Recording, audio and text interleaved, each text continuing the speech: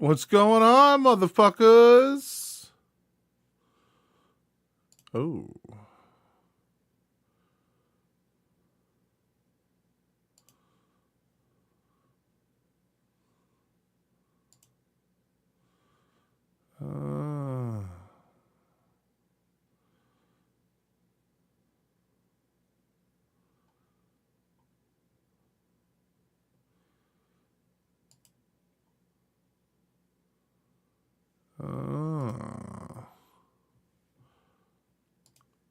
Well, it's the first time I've opened up Discord. There it is.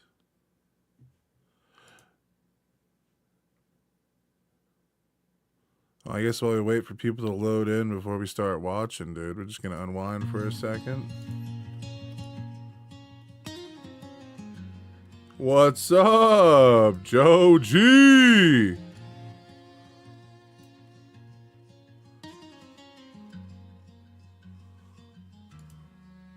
Life is strange, it walks me down roads I never planned. You almost done, man? Monetization. I've wandered through shadows, chasing my name, looking for meaning, finding the same. But in the blur of nights, I nearly fell. I found small truths that time would tell. The pain. How long is the debate? 2 hours? What you doing here? I popped in, so I clicked and hopped on. Hell yeah, dude. About to watch a debate between some guy and Destiny. Apparently the guy's like a Israeli guy, so I imagine he's going to be pretty on the Israeli side. But I was giving people a few minutes to load in before I start watching the video. So what's going on, man?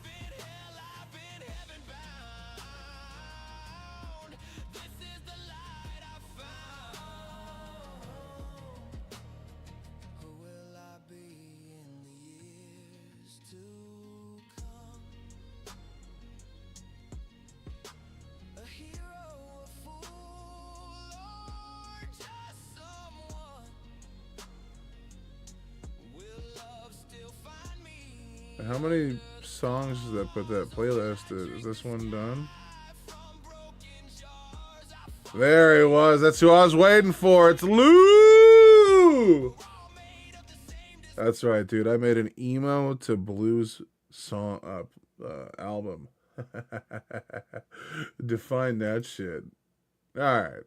Let's get now that Lou's here, the one person who actually really enjoys my political content, we can get into this video.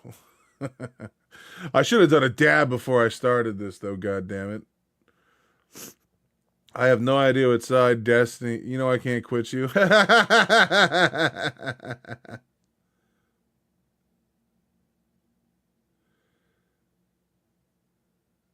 not sure if listening to an Israeli is in my bag. Well, Destiny's debating the guy, so he's gonna probably try to do, you know. We'll see. I don't know. Can I push back on that? If you're a Palestinian, you should never agree to anything with Israel because Israel is genocidal. Israel is an apartheid state. So I feel like both sides have this like incentive to just fight forever. Governments and the leaders of the Arab countries are essentially puppets set up by the West. From the river to the sea, Palestine will be free. People are literally killing Jews and willing to die to kill Jews, right? We cannot go to a two-state solution. Man, if Hamas would have released all the hostages a year in, personally, I think domestic support in Israel for the war in Gaza would have been much harder to sustain. I'm here for now. Yeah, who knows, man? That I would say that right now on its current path, I think Israel is on a path to its own destruction. Before starting the show, it's very important for me to emphasize that if you did not subscribe, please subscribe. It helps us a lot. First of all, to maintain this show. Second of all, to bring a lot of more better, bigger creators or commentators. Bro, relax, dude. You already got Destiny. It doesn't get much bigger or better than that. You know what I'm saying? Or just in general, bigger talents that can have discussions with us. I believe that's important. I believe from the Israeli side, it's important to have conversations with people abroad. So it will help us a lot to subscribe. So if you can, I would greatly appreciate it. Enjoy the show. Steven, thank you for coming to the show. Hey, thank you for having me. Well, today we have Doran Shafrir, which is one of the biggest educational podcasts, or rather channels in Israel. I guess you could say the Hebrew speaking. The Hebrew speaking, yeah. And Steven is like the OG, like political commentator on the internet. So it's like a huge honor for you to be here. And we're first going to start like with the Israeli-Palestinian conflict. Let's start with the overall idea Put respect on my man's name. on the conflict itself. Like if you can give like a couple of minutes, what do you think about the conflict itself, about the Israeli-Palestinian conflict? And then we'll talk about the overall war that was for the past 2 years. Gotcha. Okay. Yeah. My the most zoomed out perspective I have is that I think from the beginning of the Israeli-Arab conflict, what would become the Israeli-Palestinian conflict, I'm sympathetic to both sides. I'm sympathetic to the kind of the start of the creation of Israel, the first waves of Jews that came to the Levant in the late 1800s. But I'm also sympathetic towards the people that lived here and, their feelings that other people were coming, and then the kind of conflict that would arise as a result of that, trying to split the land.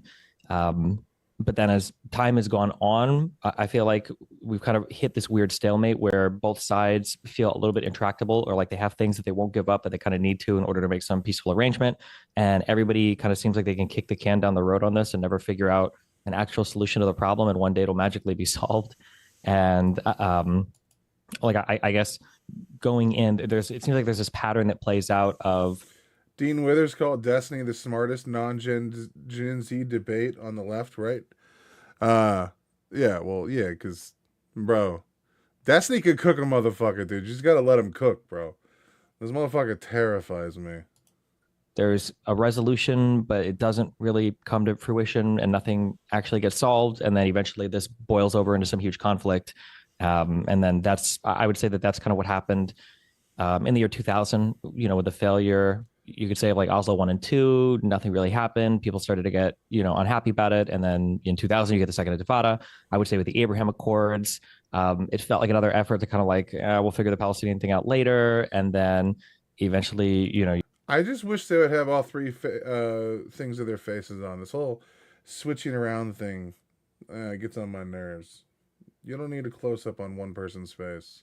you like the border riots, and you get like October 7th, and it's like, okay, well, and then I feel like that's kind of like, that feels like the pattern that I would say Israel Palestine is kind of trapped in, and it doesn't seem like they're gonna break, or you guys are gonna break from that anytime soon. It's my perception. It's a very broad take. Yeah, I understand. We're starting broad so we can go narrow then. Doran, I would like to hear your perspective on the matter, on the conflict itself. Well, yeah. Speaking as an Israeli to a primarily Israeli audience, I don't know if I would differ that much from what is the classical narrative, which you must know quite well by now, Steven. I would like to say that I'm not a political person. I'm not a political streamer, unlike you. I'm not really interested in putting on a show or having like this huge win in a debate. I'm more interested in a debate in the in the literal sense of the word, in which maybe I could change your mind about some key issues, or maybe you could change. Okay, but in order to change his mind, you're gonna have to put in the groundwork, man.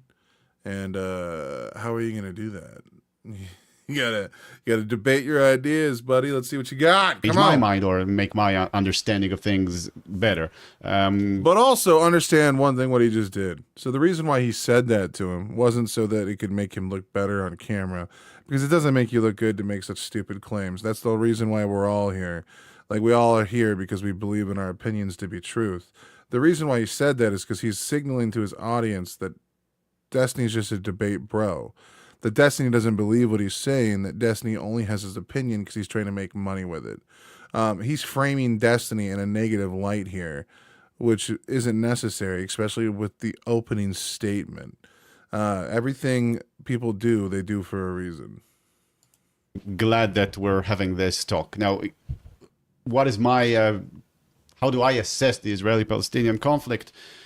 I think what you've said is quite accurate, but also I think there are some problems with it. I think we'll delve more into how I see things the more specific we get as Moshe interrogates us. Let's put it like that. But let's put it in Glad, general Marian. perspective. Like, what do you point that is generally right with what Destiny said, or rather Steven, and what you're not agreeing with this assessment? So his assessment is quite correct that there's this stalemate and that there's no There's a stalemate, but he's going to blame it on Hamas. Good afternoon, William and everyone. real foreseeable What's up, way Stuart? for a solution. However, I think that Stephen sees the whole thing about going around the Palestinians with the Abraham Accords. I think he views it, well, I wouldn't say in a negative light. Well, he does view it in a negative light, and it did cause the Great March of Return, which has been a shit ton of bad publicity for you guys.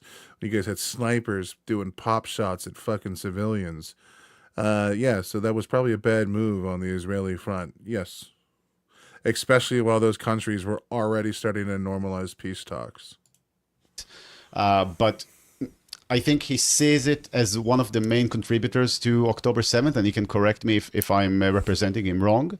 Large But I contributor. think that's not a correct. I don't think that's the correct view, and maybe we could discuss a little bit of that. Steven, if you can answer what he said. No, So I what think it's fair. And I would say I do put it in a pretty negative view. Like, I feel that way. So, yeah. I understand. So let's start with the narrow question about this discussion. See how I love it when someone is willing to voice their opinion. He just said, no, yeah, I view that in a negative way. He didn't like pontificate. He didn't like try to like morally load this or like abstract away. He just said, no, I view this poorly. Let's have a conversation about this point. And now he's going to go into substantive detail, I imagine, about his disagreement, because it's Destiny. He's willing to do that. Most people are not willing to dive into the details.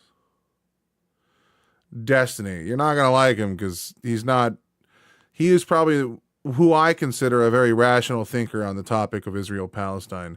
He doesn't call it a genocide, but he has a lot of harsh criticisms for it. But, you know. Yeah. Is it a religious conflict or is it a conflict about land? And let's start with Doran because he spoke last. So here's the thing: it's kind of both by definition, because even if you were to say that it's a religious conflict, then you would have to say that it's a religious conflict about land, right?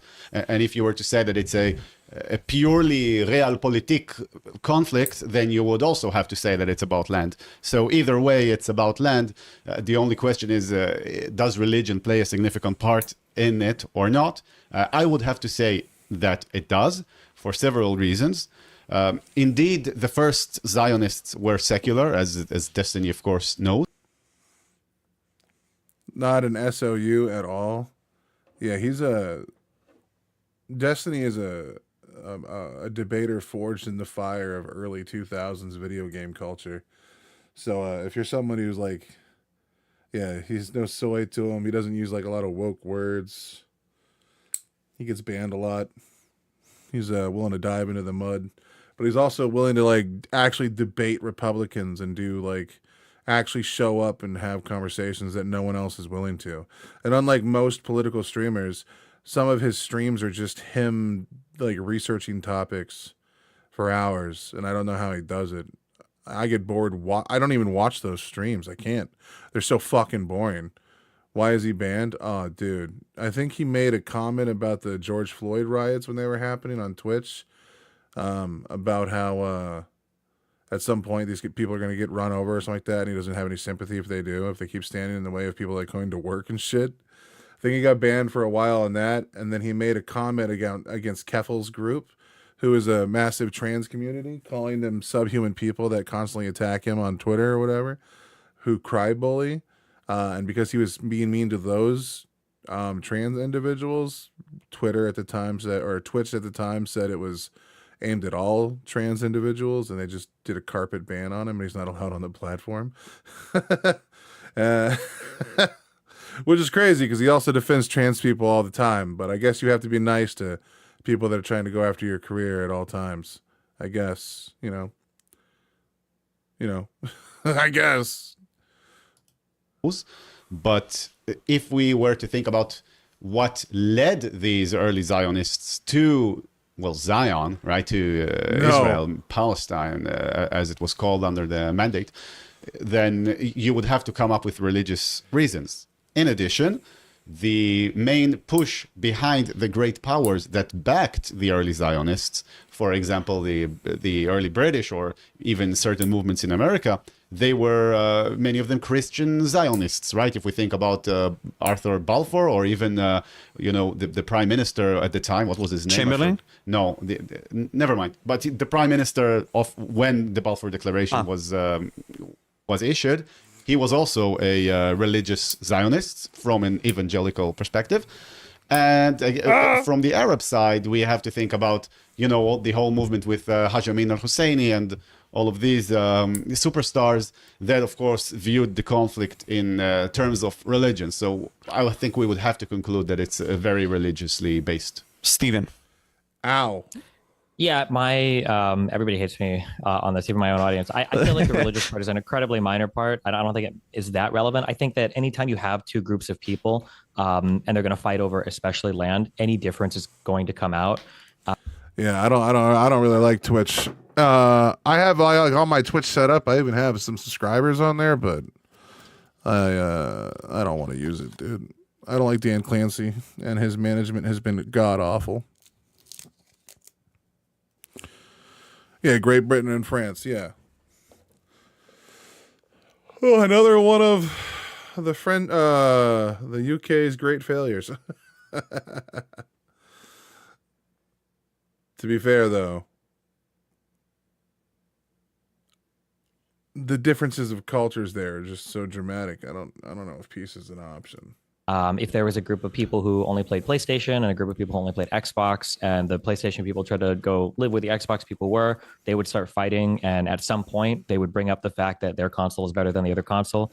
I think that for Arabs and Jewish people, for Muslims and Jewish people, it's the undertones are a lot more expressed, that's for sure. And I definitely think that there are aspects of it that at times it seems more religious. After 67, I think that people felt a lot more religiously driven, having the opportunity to live in the West Bank again, or the historic lands of Judea and Samaria. I think that in the year 2000 onwards, like Hamas definitely takes like a more kind of extremist bend. But I feel like it's kind of funny because I look at especially the Arab side, and I feel like this concept of Arab unity or this concept of global jihad, it's a thing that they talk about, and then it's a thing that people in the West like to point at, but it's always been kind of an illusion.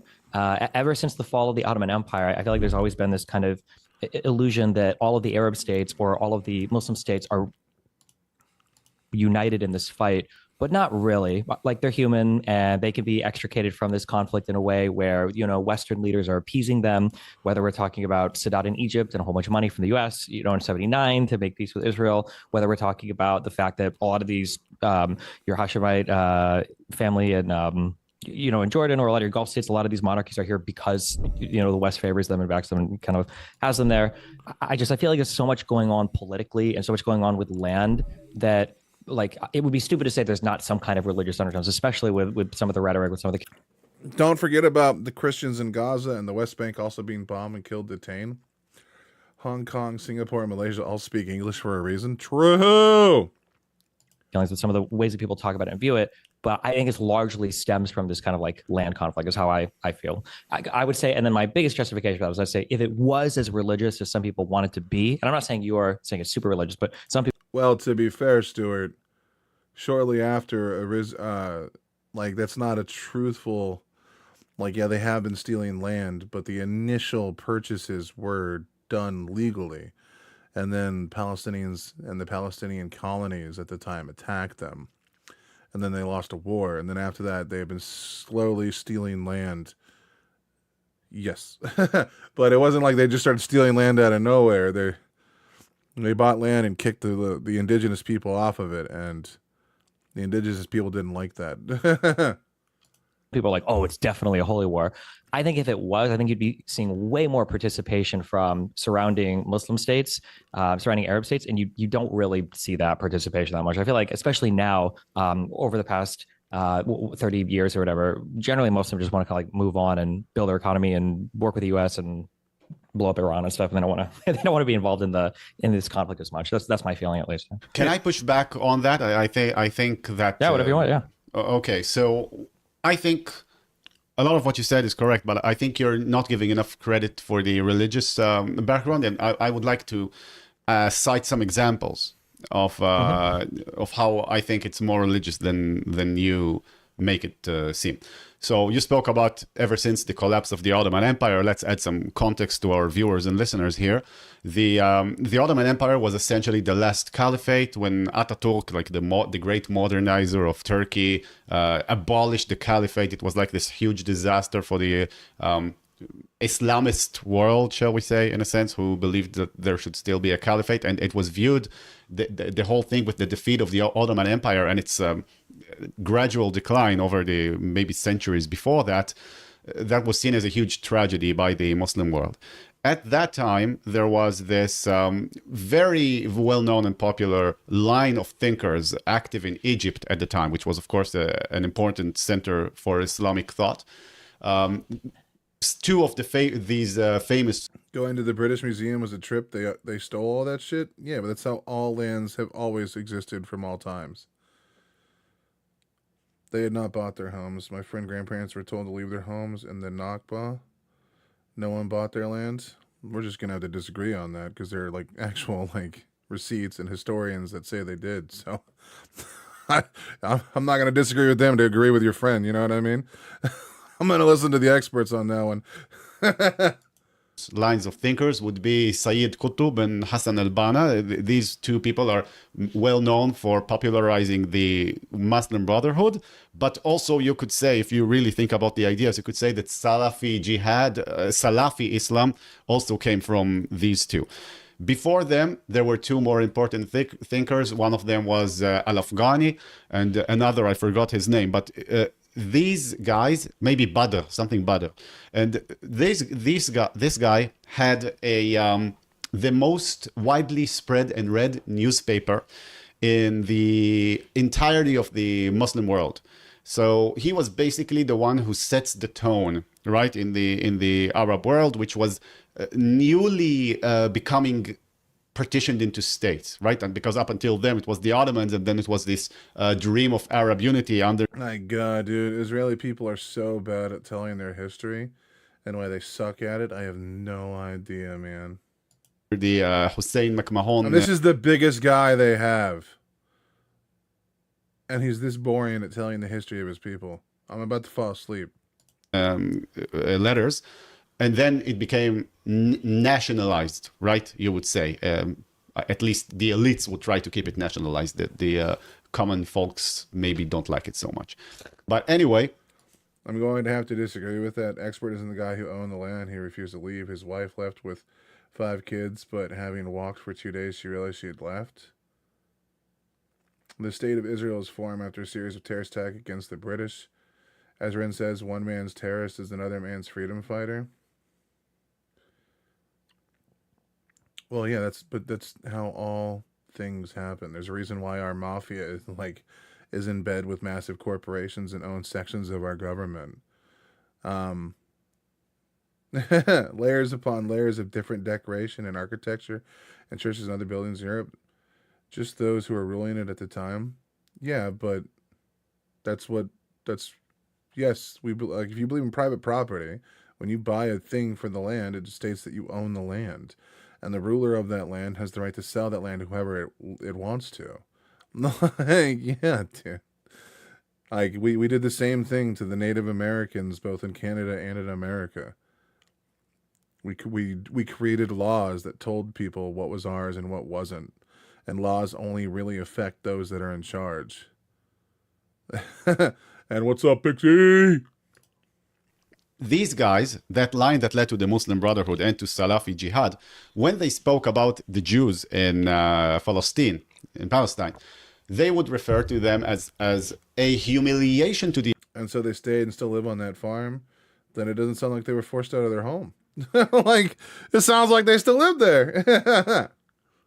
Islamic Ummah, and we're talking like way before Israel was established, right? In the first waves of Zionism, that the weakest people on earth, the Jews, they come into this land, and they're buying lands from the Arabs who are selling it to them, and this presence of Jews in that land, in I guess you've heard the expression Bait Dar al-Islam, right? In the land of the Muslims, shall we say. Okay. This presence of these Jews there and this gradual takeover is a humiliation for the entire Ummah. And these people were the most widely read people in the Arab world. They were like the biggest streamers, let's say, by far. And these are the people who laid the groundworks for how the Zionists are viewed in the Arab and Muslim world, and they were using explicitly religious language, and they were explicitly religious. Yes, they are. So it seems like people telling them to leave didn't own it after all. I mean, if you want them to own it and walk in with their guns, they can, but I don't know if that's going to give you the solution you want. If you own the land and someone's on your land, in America, you can go hap crappy, baby. But that's just the way it works.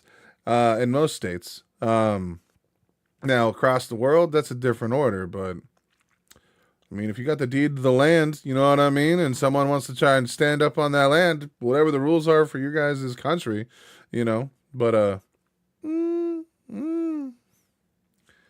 that ain't good times.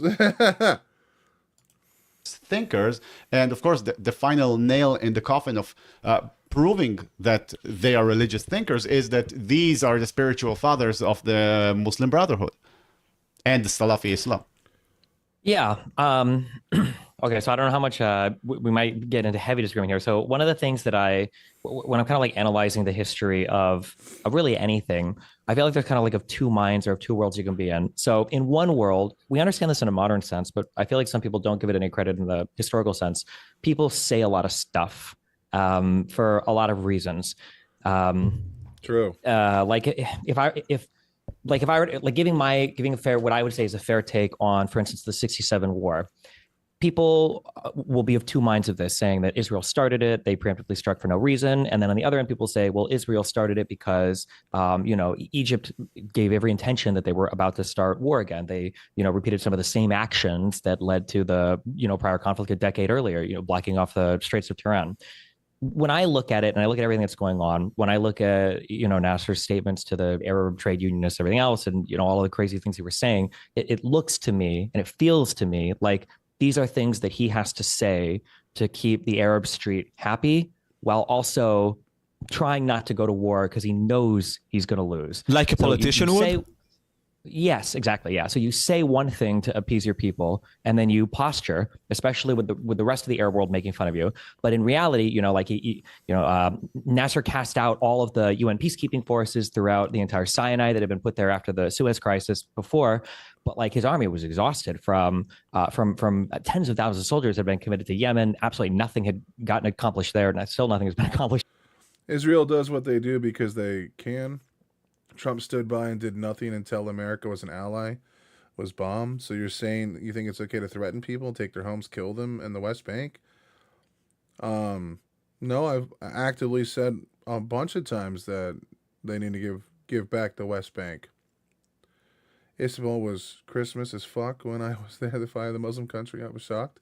But at the end of the day,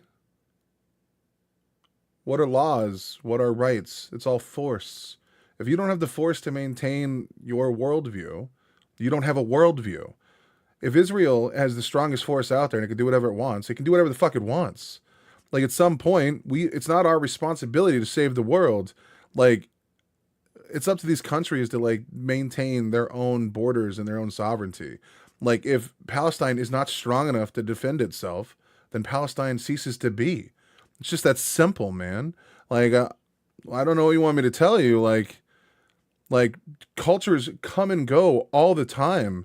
Like, it's okay, Would I prefer if Palestine was its own country? Yeah, but how do we get there? As a Western style Brigitte, that is true. It is us that's an alien though with money and arms. Okay, and they're our ally. That's I'm okay with that. Like, you know what I mean?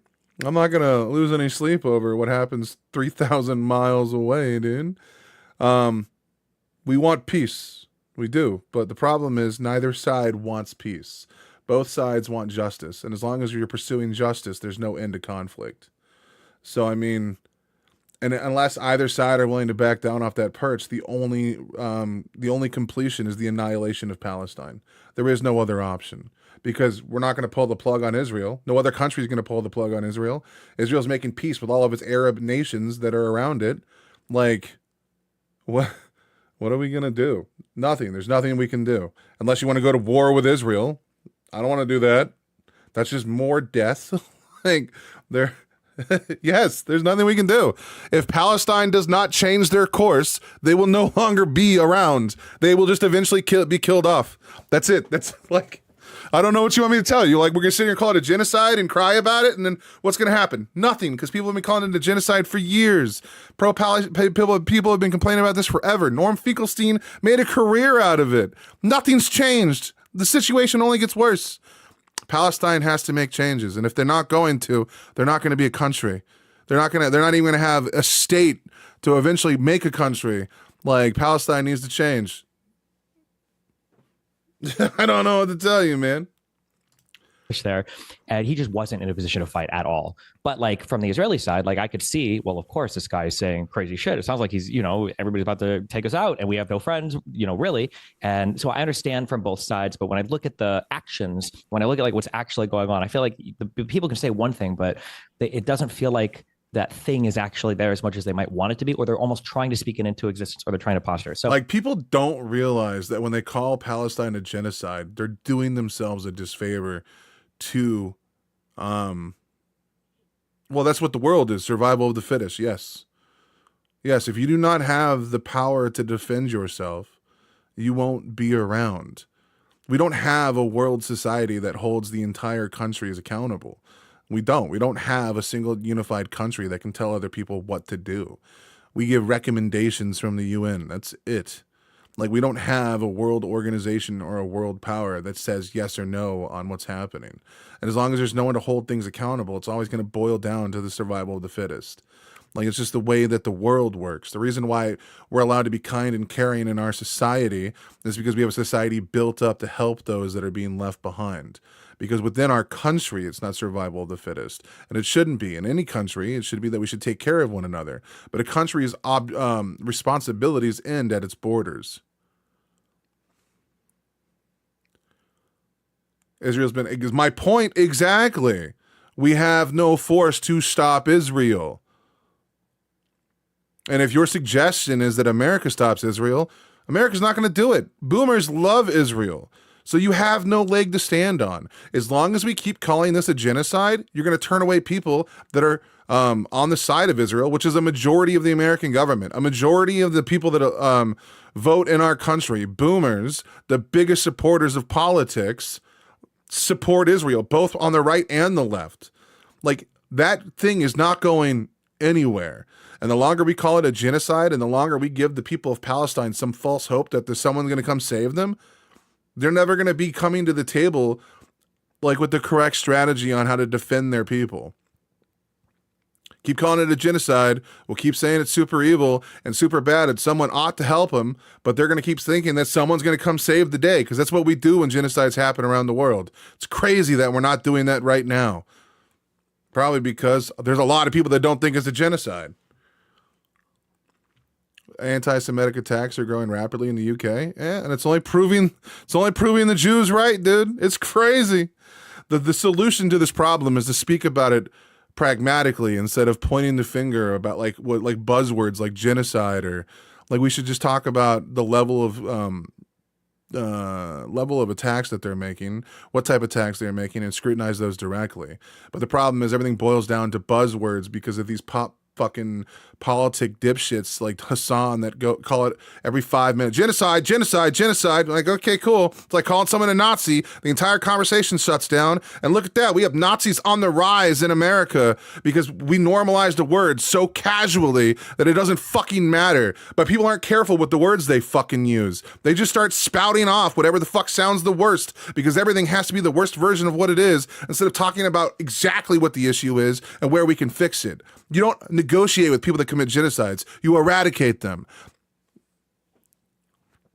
Netanyahu is a big part of the problem. He's always lying and pushing the same agenda for decades. Exactly. Well, everyone is going to. It's the natural order of what anyone wants to do. Like, it's the same thing Putin is doing. It's the same thing Trump is doing right now. They want to expand because they want to leave behind a legacy.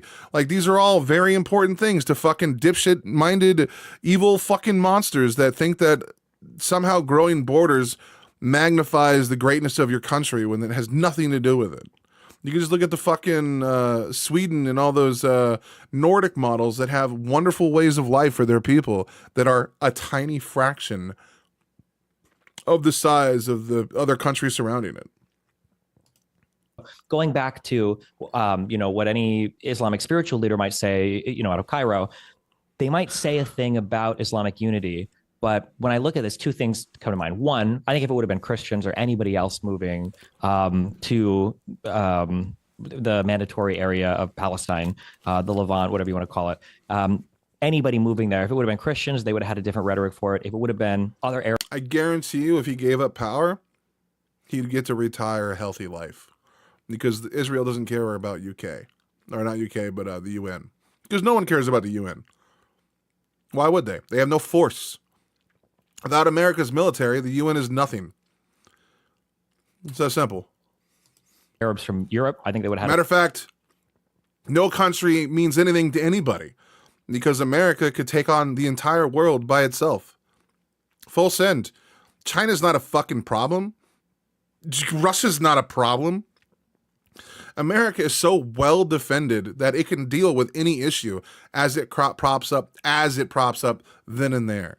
America has no reason to care about any of these things. And that's why the UK or the UN will never have any power, because unless the America is backing the UK or the UN, there's nothing there.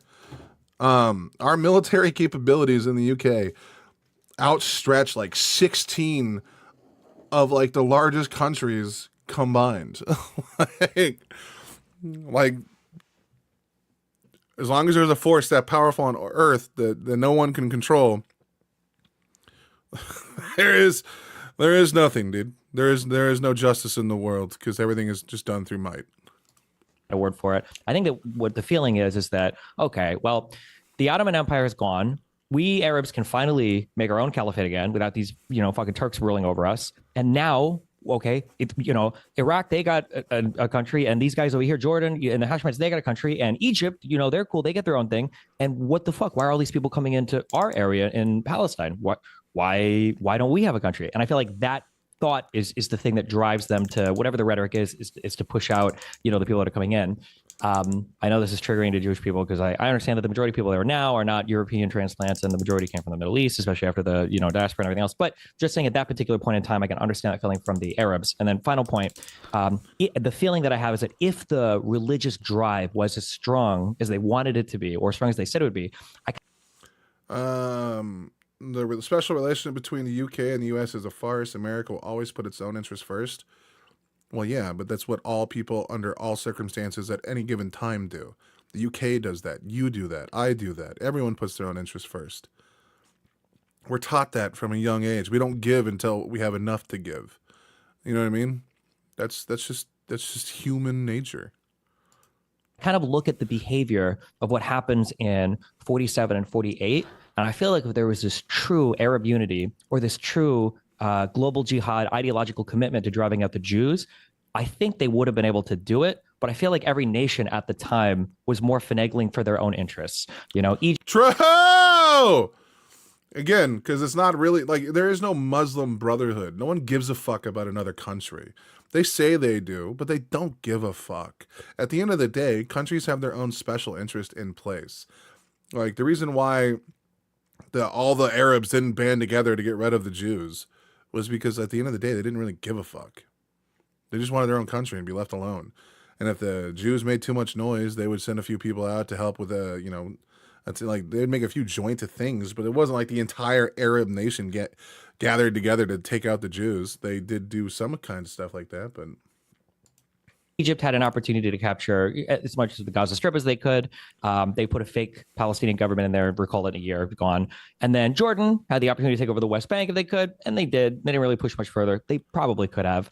And then everybody kind of like took something for themselves and then they kind of fuck off. And I feel like when I look at this behavior, I'm like, this doesn't seem like a unified group of religious people ready to, excise the scourge of the Jew in their land. It kind of looks like a bunch of nation states that are just finagling for land, but they're using the religious rhetoric to gather people to fight as much as the nation is interested in. That's the feeling I get. Otherwise, I have a hard time explaining the actions. I feel like there would have been a stronger commitment to driving, the new state out as much as possible. This is the feeling I have. Go on. But don't you think that if it weren't for the religious fervor, let's say, it would be impossible to justify a war? And when yeah, but that's not why the war was fought. That might be like the lie you tell the people to fight a war, like weapons of mass destruction. But that's not what the war was fought for. Just because it's the rhetoric they use to like get people behind it. You have to motivate people. You have to animate people to do things. Why do you think Trump talks so much about immigration and fear and trans people? It's because he's trying to motivate people to fear these things. Because people that are afraid are more easy to control. There are more people that are angry. You could just aim their anger in a direction. when we're talking about, okay, let's keep using your example. What interest does Iraq have to achieve from that, aside from like a Muslim unity or something like that, right? I mean, why send forces in? I mean, I think there's the idea of unity, but like when you look at like the major players, I think in the 3 or 4 big wars that are happening, we're really talking about like Syria, Jordan, and Egypt. And like Iraq will send a battalion, or Saudi Arabia will send a plane, or like I think people send a little bit, but I think that the 3 major players are the geographic, bordering countries. I think everybody's kind of playing like a part, but yeah, I mean, like that Baghdad Pact happens later, and I think Nasser and a lot of Arabs are really upset about that. Like, it seems like there's even a division fairly early on where, yeah, there's a little bit of a commitment, but not that much. It doesn't feel like there's that big of a commitment. But Destiny, you must know that it's a widely held opinion in the, at least in the Muslim Brotherhood circles, or the Muslim Brotherhood adjacent circles, which are very popular in the West nowadays, that the governments and the leaders of the Arab countries are essentially puppets set up by. God, dude, I don't ever want to meet a person that like listens to like the Muslim Brotherhood talk about a single thing and think, yeah, I want this. Like, even if you disagree with the shit that Israel does and says, like, their country is far more better maintained and well run than the surrounding countries. Like, Jesus Christ, dude. People that like suck the dick of the Muslim religion, I don't get it. Especially when so many of them are like supposed to be these agnostic atheists, but because it's a religion of color, their mind wipes and they just down that shit down their throat. And it's like, what are you doing? Like, if we're going to sit here and ridicule Christianity, and we should, because it's done so much terrible shit in the world, those same criticisms not only should be leveled towards Islam, but should be exacerbated, because at least Christianity went through a reformation. Both religions are entirely disgusting, but if you had to put them on a scale of evil, Islam wins at least by like 1.5, bro. Like 1.5. Jesus. By the West, from like the amount of people that I know that are pro-Palestine that rock Queers for Palestine shirts fucking boggle my mind. I'm like, you should go there. You should. It would be really awesome. Their inception, and that they're extremely unpopular on by the common folks, shall we say, who are way more Islamic than them, right? And then that if the people were to really have a democratic free choice, they would elect a Muslim Brotherhood representative to rule over them, as happened in Egypt, for example, with Morsi. Ever since I agree with that. I think there's the leadership, I think, is a bit more Western friendly than the Arab street, than the ordinary population is. I do agree with that. But I think it's important to point out that when the Muslim Brotherhood came into power in Egypt, I think one of the first things they did is they wrote a letter to Israeli leadership and said, we have a peace agreement and we're going to follow it, which is what you would expect a nation state to do. And you might not expect like a religious extremistly driven organization to do. So I feel like it's important to note. It is, I agree, but I also think that it hasn't been enough time to really know like what would happen. And of course, part of the treaty between Egypt and Israel saw the US, maybe I should say cleverly, bankroll the Egyptian security apparatus to such an extent that makes Egypt basically reliant on its normalization of relations with Israel to keep on the US's good side, because in Egypt Most religious are patriarchal, male dominated. I hate the concept of arranged marriage. Fuck yeah, dude. Yeah. I try not to get caught on the whole patriarchy thing, but I mean, religions typically are, especially Christianity. Like, what a woman was made from the rib of Adam or whatever? That's fucked up. Like, a man was like the first creation. God, like, meticulously designed that motherfucker. But then somehow he fucked up and put the balls on the outside. And then when he made Eve in like round 2, he only made her from the bone of a man. And yet her design was better. Sleek, sexy. Oh. Higher level of emotion intelligence? What? security apparatus is, and not only in Egypt, but actually in most countries on Earth that are not, well, pretty much hellholes. The security apparatus is turned inwards rather than outwards, right? So towards their own population to stabilize the government. So Sure. That is the plus side of men. They can get erections. Now it only really helps 2 people. Well, 3 people. Women who love men with erections, men who love men with erections, and me, a man who loves femboys with erections. What's up? I snuck it in. No. I would say Good job, US. That's good. Yeah, I guess Good it's job, US. Good imperialism, but good imperialism. Although I guess many of your streamer friends would differ, but well, maybe not your Hassan. friends, but we can maybe we can discuss that later. Wow, dude, they know Hassan by name? Oh, bro. Yeah, but what I would like to add is that in terms of the land thing, discussion, I would like to think that U.S. conquering land, for example, from Mexico, isn't the same, and discussing it later, isn't the same as discussing between the Palestinians and the Israelis the land that was stolen, quote unquote. Those are different examples. So that's why I would like to add to this discussion the religious intent in it. And moreover, it's this sentence that always people say, from the river to the sea will be free. Like, this discussion is purely, in my respects, religious, because why do they want to free us from this land purely? From the I mean, religion is always going to be a part of it, but religion isn't it's not the thing that solely drives them. They have a religious context that they're going to use to justify their animosity. Much like you guys have a religious context to justify your animosity. You're both pulling from religious sources to justify your reason to be there. The reason why you guys need to both be there is because you're both already there. It doesn't matter how you got there. It doesn't matter why you're there. It matters that you guys are just there. We need to stop sitting here looking for reasons why to blame one another and just look for ways that we can end the conflict and move from that conflict and accept the reality that both of these people are going to be there and they're going to have a shared experience. But they're not willing to do that. Neither one of them are, because they cling to their religion and they cling to their justifications. Again, much like when we call it a genocide, we're giving justification to Palestine to keep fighting because it's going to hold out hope that people are going to come save them. And it gives Israel justification to keep fighting, because if that's just what they're going to get called when they're doing what they're doing now, what's the reason to stop? If they're going to be called committing genocide, they might as well commit one. Region is always used as a sword, and that phrase "from the river to the sea" is controversial. Well, it's also disgusting. And that's why they need to stop using it. Even Norm Finkelstein, the dipshit that he is, tried so hard to get them to change that.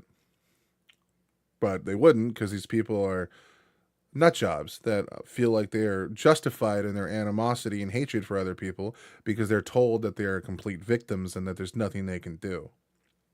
We have created the ground level, and each one of us participate in it by the way that we perpetuate the stuff that's coming from there. We need to change our language on this conversation in order to make it to where a potential peaceful resolution can be found. And as long as we use language like genocide, that's never going to happen. The river to the sea.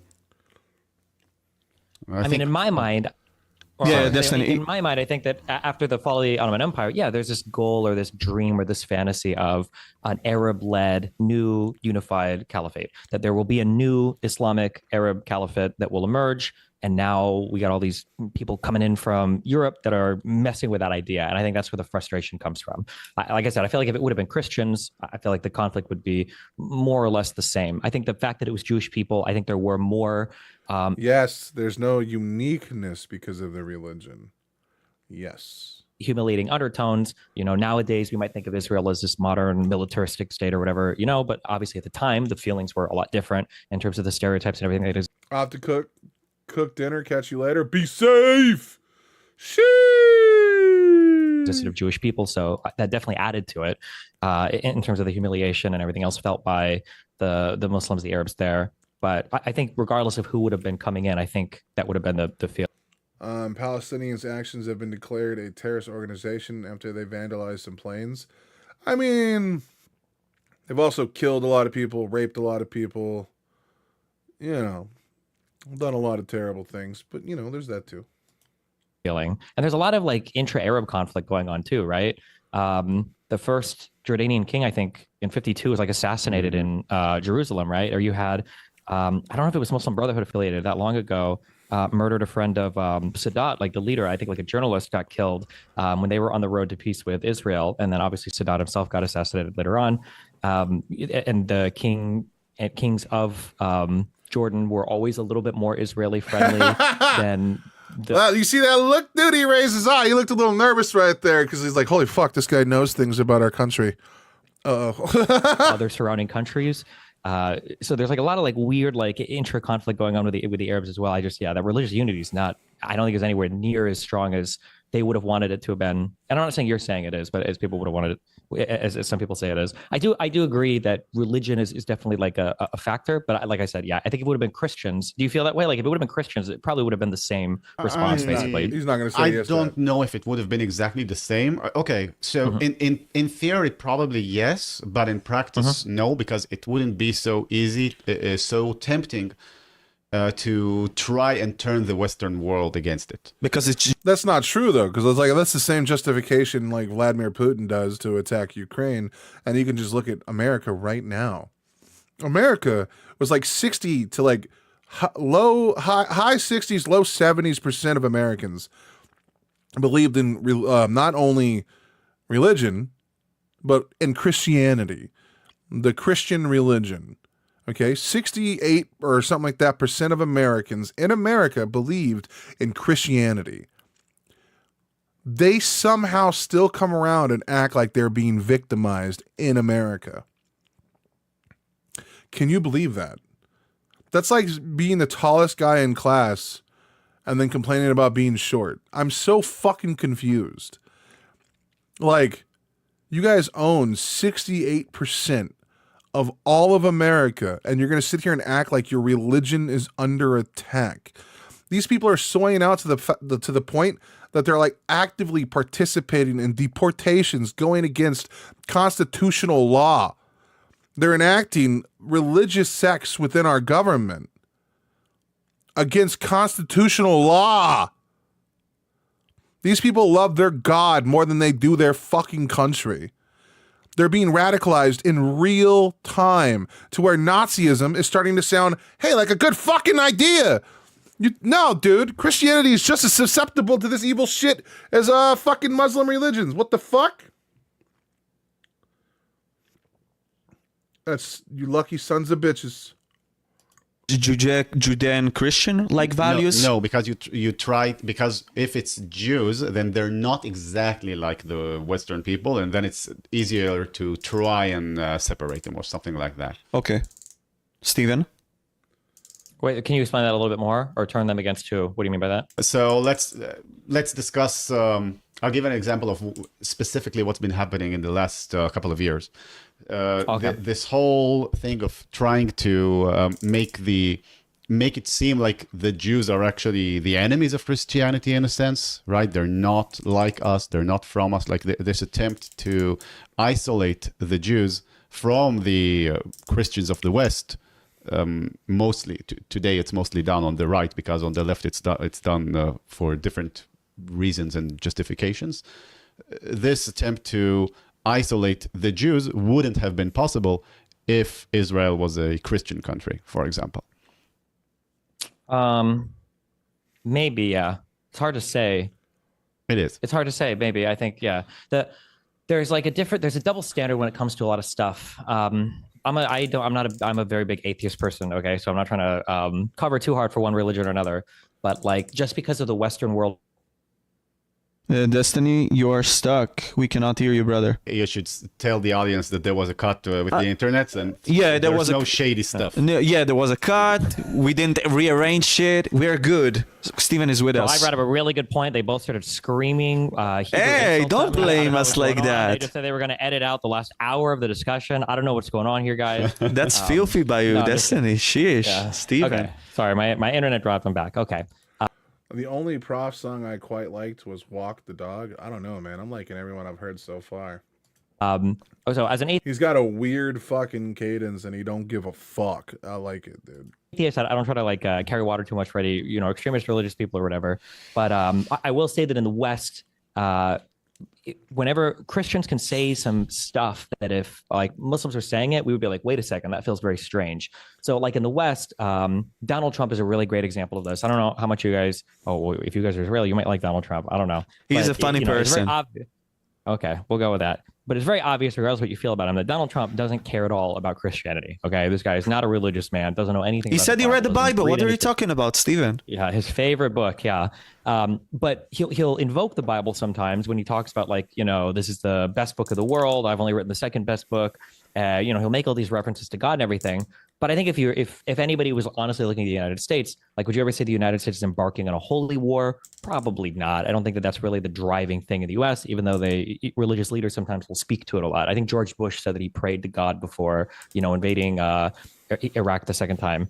And, is it a religious war? I don't think so. But I think it's the thing they say to kind of like, weaponize it to get some of the people hyped or whatever. Now, I think in the Muslim world, especially given, Islam has a greater capacity for the formation of a state in a more official, religiously supported capacity, like it's definitely different. But I think that, Someone probably read it to him too many long words. Agreed. I like how he always ask, like, when Biden was signing EOs, he would just be like, here. Trump would be like, what is this? And what are we doing with this one? Very good. Me. You're like, okay. That's weird. Thanks, dude. wait, what was this? That I wanted to explain that, and then this is in response to what was the thing you said right before? That I The was responding to difference this of from? religions. Like if for example this war was with Christians, I think that's what we I discussed. said that it's possible to isolate the Jews more easily. Yeah, it is possible to isolate the Jew. Oh God, I feel like I was there was something specific I was responding to, and I wanted to make that distinction between Christianity in the West versus Islam, to where we will never say things that are like religiously motivated in the West, even though they're using a lot of religious rhetoric.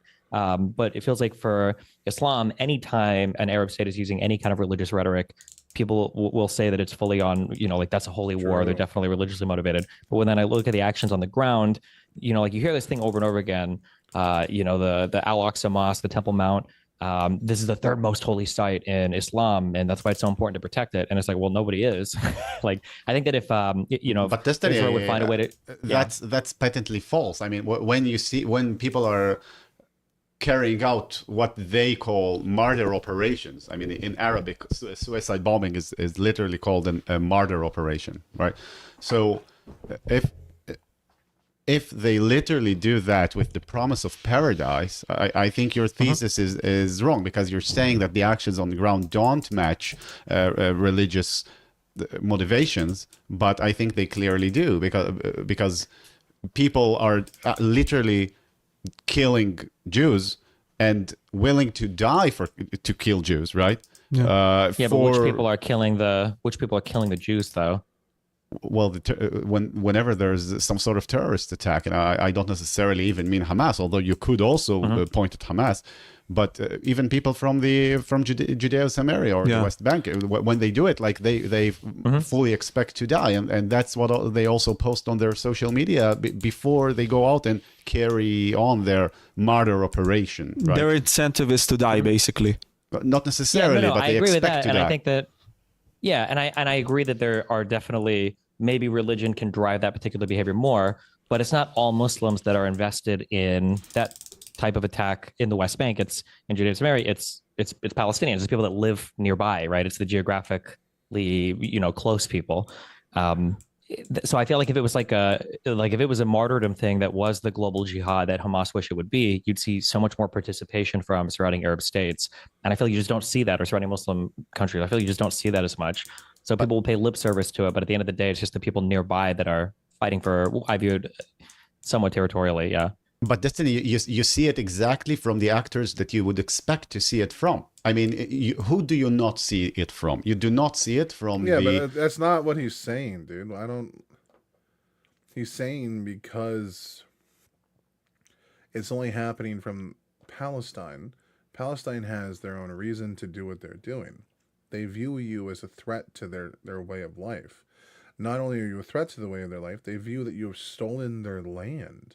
They view that you have kicked their farmers from their crops, and then you have subjugated their people.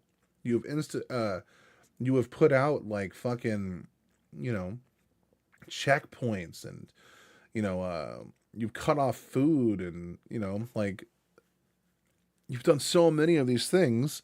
Their justification, they might have found peace in their religion, and the religion might have preached the idea that killing you is an okay thing.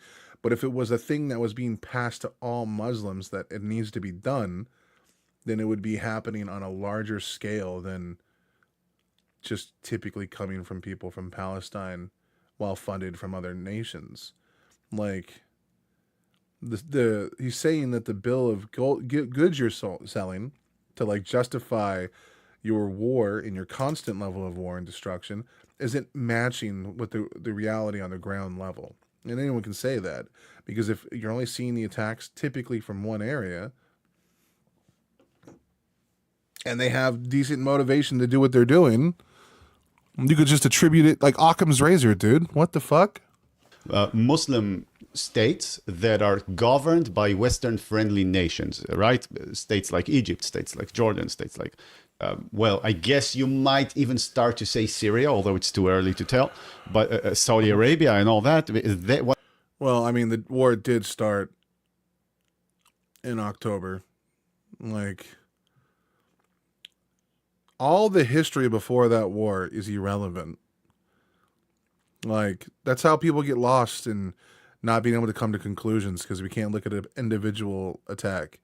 Like, and we can't say what the justification for is. You don't need 70 years of history for Israel-Palestine to determine what Palestine did was wrong, and that Israel had every right to, like, return fire. Now, we can have a conversation on where those lines should have been drawn and what casualties should have been a limit, but the war started on October 7th last year, dude. What they have to do is manage their internal PR, oftentimes by using their state-owned media, right? Manage their PR internally to justify not going to war with Israel. That's what they have to do towards their own population. But the area... 95% of casualties have been on the Palestinian side. Well, yeah. They're a smaller force going up against a massive force with a properly trained military. Yeah, it's going to be a bloodbath, dude. That's why it was really stupid for them to attack. I don't know what they were expecting, dude. Israel wants to eradicate They really do. They may not like do it outright, but like if Palestinians were wiped off the earth, Israel's life would be so much easier. Like, yeah, why would you give them? Why would you animate a reason for them to attack you?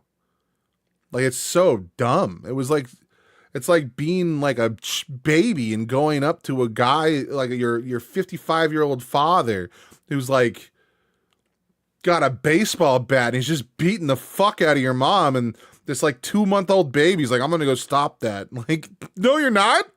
What the fuck? Good luck, dude. Good job. That are dominated by the explicitly religious and not secular or nationalistic governments, like the Zaydis in Yemen, also known as the Houthis, or the Shia revolutionary regime, explicitly theological regime in the Islamic Republic of Iran, or even Hezbollah, which is also a 12er Shia organization. That's 12er Shia is the same branch that the Iranians are. I mean, these groups that are properly governed by quote unquote proper Muslims, these are exactly the people who act in exactly the way that you would expect from a Muslim, that according to your own definition. I guess in your mind, how do you see? So we talk Welcome about like back. proper, theocracies. We talk about Hezbollah. We talk about the Ayatollah in Iran. Why do you think they're willing to work with like Hamas? I'm pretty sure Hamas is like a Sunni extremist fundamentalist, sect. And, in the Western world, everybody always likes to look at things and go, oh, look, it's Sunni Shia, Sunni Shia, Sunni Shia. Yeah. But I feel like, when you get on the ground over there, it's more like kind of like Gulf states, US friendly against, kind of the more Russian friendly or were Russian friendly states. Like, how do you explain why, I guess like Shia like states would work with a Sunni fundamentalist extremist group like Hamas? I can try to take that question. In the Sunni branches, you have essentially two large, let's say, philosophical branches. Both of them originate from these earlier thinkers in Egypt who are referenced earlier. So essentially, you have the Muslim Brotherhood type of thinking, and you have the Salafi Islam type of thinking. And in Salafism, also, you have two branches. You have the quietist Salafists, who are like the people of Saudi Arabia, who are Dude's using an Xbox to control that TV. I heard it, dude. I saw it, dude. Salafists, but they would not interfere with the government. And you have the jihadi Salafists, who are like groups like ISIS and Al-Qaeda and stuff like that. These groups would try to wage war against, to first unite the caliphate and then free Palestine, right? Whereas the Muslim Brotherhood, their essential creed is to be a bit more pragmatic. They would work with Iran. A Salafi branch would not work with Iran. So you have the Muslim Brotherhood influenced countries or organizations like Hamas, like Qatar, like Turkey, right? These are the main actors. You have the quietist Salafist factions like the UAE, like Saudi Arabia, and you have the jihadi Salafist factions like Al-Qaeda, like ISIS, like HTS, which is the organization that is now the government of Syria, but it remains to be seen in what directions they go, right? So we'll keep that quiet for now. So a Muslim Brotherhood branch would work with the Shiites, whereas the 12er Islam branch that currently rules Iran would cooperate also with anyone who helps it basically defeat its main geopolitical rival, which is Israel. But we also have to take into account that aside from in Israel, I mean, in Israel, they worked with whatever they had, which is Hamas, right? But in other countries and places, like in Lebanon, they were backing the other 12er Shia organization, Hezbollah. In Yemen, in Syria, they were backing the Assad regime, which is basically Shiite, but not exactly, right? The Alawites are, there was like this famous fatwa that kind of invented, it's a whole story, but we don't have to get into that, but they were like technically Shiites. And in Yemen, of course, you have the Zaydis, who are also kind of a branch of Shia. But they're also not 12er Islam, and they could also be seen as potential rivals in a theological sense. But first of all, I guess Iran would be interested in exporting its revolutionary ideas and crushing its geopolitical rivals. So both the Muslim Brotherhood and the Iranians have been quite pragmatic, let's say, in their theology. But when you see the way that they act and the rivalries that they have formed, you can definitely look at it through a religious lens, and you would see that, right, it doesn't explain 100% of the way that the forces are arranged against each other, but it does explain a fair bit. Okay. I feel like I understand where you're coming from, but I think the way that I would view it almost was like a religious debate in terms of like the existence of God. I don't know if this is it's called like the cosmological argument. I think it's a syllogism that has to do with the fine tuning of the universe being evidence of the existence of God. And one of the counter arguments to this thing in like in a metaphorical sense is if you wander across the street and there's a pothole, and there's water filling the pothole, there's going to be a puddle. And when you look at the puddle and you think, well, why is the puddle shaped this way?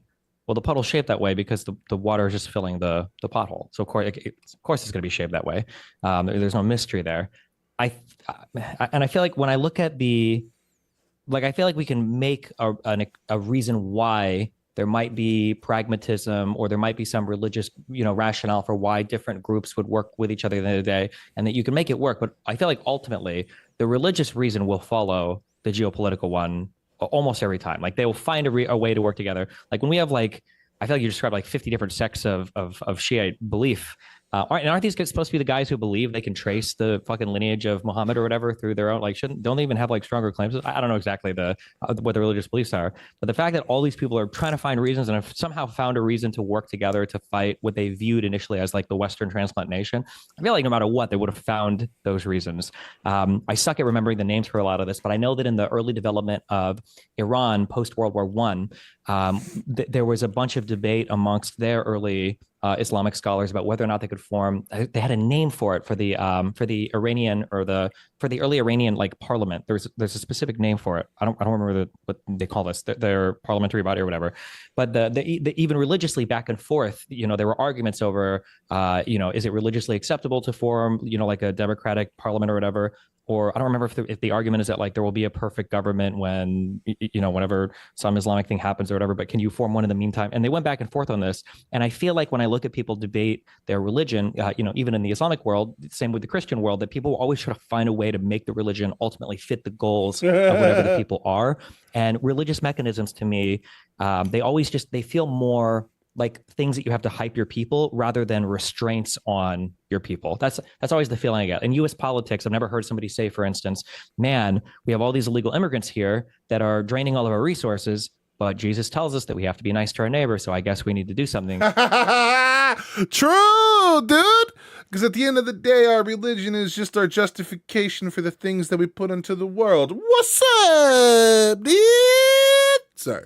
To take care of it. You never hear that. It's always like, we have to take care of our own brothers, get these people out of here. The religion is always weaponized. And and I guess when I look at the Middle East, I feel like when Islam is brought out or when they're having their religious conversations, whatever they need to do to justify the expulsion of what they viewed as a colonist state or a transplant state, or just Europeans coming in, in the late 1800s, early 1900s, eventually the formation of Israel, they would have found a reason to do it. That's the feeling I get. But I guess we're kind of circling the drain on that. So if you can have like the last. So basically, religion. Can I ask you one last question? Yeah. But just so I can understand. So basically, you're saying religion isn't the a priori thing. True. It's there's a term legally, sometimes people say pretextual, like people will find a reason to make it work. Like if it would have been Christians, then we would be having the conversation about how, well, of course, Muslims are always going to fight Christians and there's always going to be this war against them. And it would have more or less worked out to be about the same, I would feel. Maybe because it was Jewish people, maybe it's like a tad worse, but for the most part, I think it would have been pretty similar. I think that's the feeling I have. Dolan. Yes, yeah. So I just want to say that I think in general we're pretty close to each other in our opinion. It's just that we attribute different, let's say, percentages to the influence of one factor or another. And you've said before that it all comes down to geopolitical factors. Religion is just a way of keeping the population in check. Agreed. By the way, dude, small update. We went for a long ass walk yesterday, and I'm not hurting too bad today. We went for a really long walk on Saturday. Like, bruh, I could almost walk the whole town, bro. I'm getting there, dude. We're doing like 5,000 steps in a single walk, bro. Coming from a guy who could only walk to the fridge when he was running out of breath. Fucking fire, dude. Weight loss city.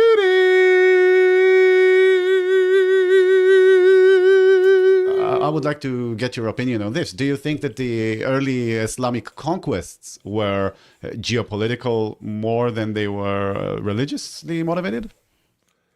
I did not look good while walking. I was struggling and barely breathing and gasping for air. I feel bad because my poor girlfriend, she walks with me like it's nothing. And I'm like, yeah, I'm supposed to look sexy for you and like go out and like, handle business. And instead I'm looking like a dying, like, what is that? What are they called? Not an otter. What are they fucking, a land walrus gasping for air, begging for the sea, dude. My God. It's the best form of exercise, other than the fact that it makes me want to die while I'm doing it. I'm smart enough to know what I don't know, and I wouldn't venture a huge guess on that. So I'm not 100% sure how I would feel. Yeah, I wouldn't be able to answer even to the Crusades or anything. Like, how much were these religiously driven versus geopolitically driven? If guessing for the little bit I know about the earlier world is, I would say they were probably more religiously driven, but I would say that probably could happen more because it was in the absence of these kind of concepts of nation states that I feel like didn't really strongly emerge until like the 1900s. This concept of a nation of people held together by borders and laws, and not necessarily like some religious doctrine. So I would say yes, they were probably more religiously driven, but also because that was one of the easier ways to kind of have people united together. That'd be my feeling fair. on that. That's fair. Thank you. Okay, so from my discussion from my podcast, talking with a lot of scholars and people who are educated, my understanding is that we cannot go to a two-state solution because, first of all, if we will take the people from Gaza and from Judah and Samaria, and we will take them as citizens, we will lose the ownership as the sovereigns of this land, as the Jewish people. And the other thing is, they want the all land if that case cannot happen, because if you will not take them as citizens, they will want to eradicate all the Jewish people. So that's why they're saying, like, from the river to the sea, Palestine will be free. So I want to discuss this two-state solution. Ethno states just seem wrong. I agree, and the ultimate goal would be have a pure democracy in the Middle East, where any people can go there. But I mean, there are, like, was it 1 point something million Palestinians living in Israel? The idea that they take the whole country, I don't know. I feel like they could just have two separate states. I don't think it has to be one state. You know what I mean? I feel like it should just be two separate countries that have their own government. I mean, obviously they would have to, like, make sure that Palestine isn't going to do like any crazy attacks, and if they do, that should just be it. They just get wiped off the earth at this point. If Israel were to just completely pull out and let Palestine do whatever the fuck it's doing and help rebuild their country, and then just leave them the fuck alone, and they attack again, just get rid of them at that point. You know what I mean? Like, just give them a shot. You know what I mean? Like, that's what I would do. People might die, but I mean, that's just the fate of all potential wars. But like Israel is not going to win the PR game if they keep just fucking hunkering down and throwing bombs in children's asses. It's not going to do them any good. And do you think that's even plausible? Do you think that really can happen from what we discussed right now? I definitely think it can, but I think that I don't like the international community's involvement a lot in this region, is because I feel like you would be stupid on either side to accept it. true. I feel like both sides kind of have reasons to just fight infinitely, and that's why we see the fighting continue forever. Because you'd be dumb to go to the table and try to negotiate anything right now. Doan? What exactly do you want me to answer? No, just to clarify about this two-state solution, yeah? And how do you see it yourself? So here's the thing. It's something Yeah. that a lot of people misunderstand or define kind of weirdly, right? Because sometimes you would see polls coming out of Gaza or Judea and Samaria among the Palestinian Arabs, polls that would ask, are you in favor of continued resistance or a two-state solution or a one-state solution, right? And so when we say continued resistance, it kind of means throw the Jews into the sea, right, or back to Europe, whatever that means. And when they say one-state solution, it means like some sort of, I don't know, federation or something. But when they say two-state solution, we tend to think that they mean like Israel and Palestine based on something that roughly translates to the 67 borders. But it isn't really exactly what they mean, because if you were to speak to most Palestinians, what you would hear is that you get the 67 borders and you get two states, but you still have the right of return, right? So you still have the right of return. As long as right of return is on there, they are never going to get what they want. It's that simple. If they really want their solution, they should put a nominal amount of people that can return as like a suggestive thing, and then they can have their borders. But this is where Palestine will never back down. They want right of return 100%, and they'll never get it. And peace will never happen. Into the 48 borders, but what's referred to as Israel proper. So in effect, you have one Palestine and one Palestine 2.0. Al Thani, right? The second. Yeah. So it's this is kind of like, I think when we discuss this title of two states, it's something that we can't ignore.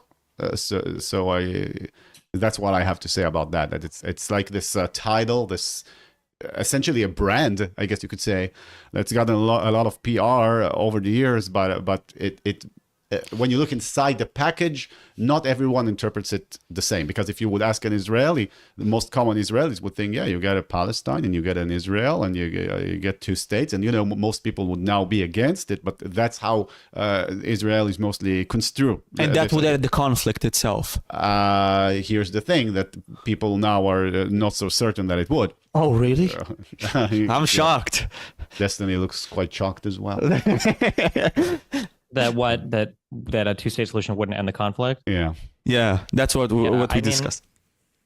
Yeah, there's just like one of the huge things that are at play that are weird for people in the West to understand is kind of the concept of Statehood? like an ethnic threat, I guess. In the West, for instance, like one of our largest criticisms from a democratic standpoint of Israel is this concept of protecting some ethnicity.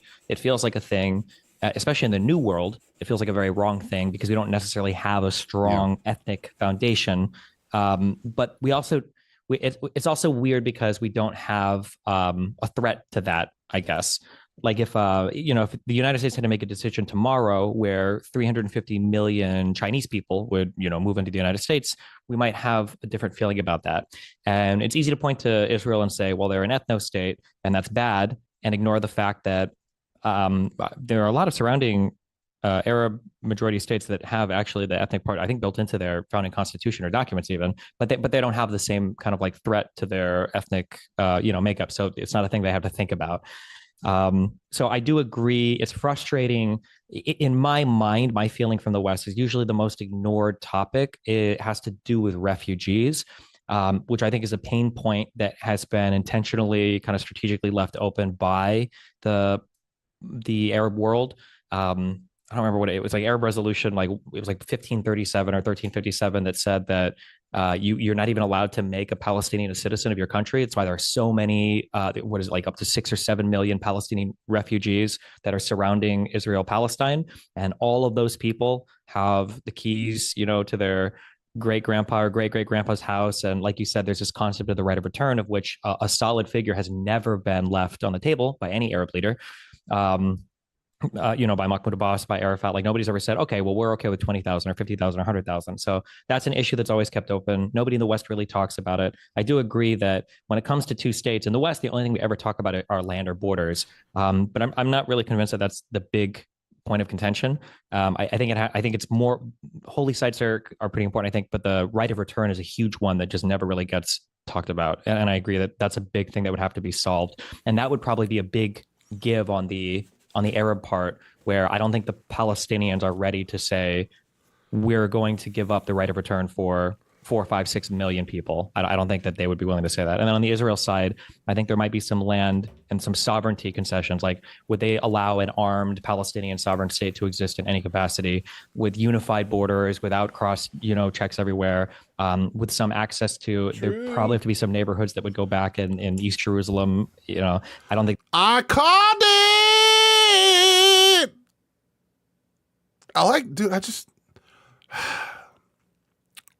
Yes. The Israelis are willing to give that up, but yeah. So I agree that refugee issue is a big pain point that's not spoken about in the West. That there's a lot of disagreement on. So just to clarify, so from what I understand from you, Stephen, you're basically saying there can't be a two-state solution based on those facts that you said right now. Somebody has to force it. Somebody has to say, you need to figure this out, and you have to do it. Because right now, so if you're a Palestinian, you should never agree to anything with Israel, because Israel is genocidal. Israel is an apartheid state. Israel is ethnically cleansing. The entire world is, 50 billion UN resolutions, and everybody says that they're evil. Like, if you just keep waiting, you can always go back to the 67 border. True. That's everything I've been saying all along. Yeah, girl. You know what I'm saying? Why would you stop fighting if you guys are the underdogs that need to be saved? You wouldn't. You would hold out hope. We need to dash that hope so that they might be willing to actually negotiate. And then we need to put harsh penalties on Israel. Harsh penalties. Like, they have to completely give back the West Bank. All of it. Just all of it. And that'd be a fair trade. They get their West Bank back. The people that want to move back to Israel with what is it, right of return? They can all just go to the West Bank, bro. Fuck off. Problem solved. I just solved the Middle East. Get these pussies out of there, dude. Solved. Borders. It doesn't matter what you do. It doesn't matter what happens. You just keep waiting, and then eventually somebody's going to come, and that's going to get figured out, right? So if you're a Palestinian, why would you ever make a deal? It's stupid. Just wait, because there's always a better deal down the road. You never have to pay a political consequence for it, even if you're paying huge material consequences for it, which I would say the Palestinians are, at least definitely in Gaza, but even to some extent throughout the West Bank, you're paying material consequences for it. And then on the other side, if you're Israeli, well, why would you ever make any kind of final settlement when you can kind of keep growing your settlements? True. What the international community calls the occupied territories, whatever, through Judea and Samaria, you're expanding your settlements. You're getting more and more people moving out there, and the Palestinians themselves don't have their shit together enough to really negotiate anything. So why would you make any deal? If you were to go out and make a deal, all you're doing is cutting off any potential future growth, which I feel like Israel doesn't really want to do. So I feel like both sides have this like incentive to just fight forever. And I think it's a really bad incentive that is felt by the international community sometimes. Yeah. So Destiny, I feel like there's not much ground to explore here, because I think we broadly agree. I would just.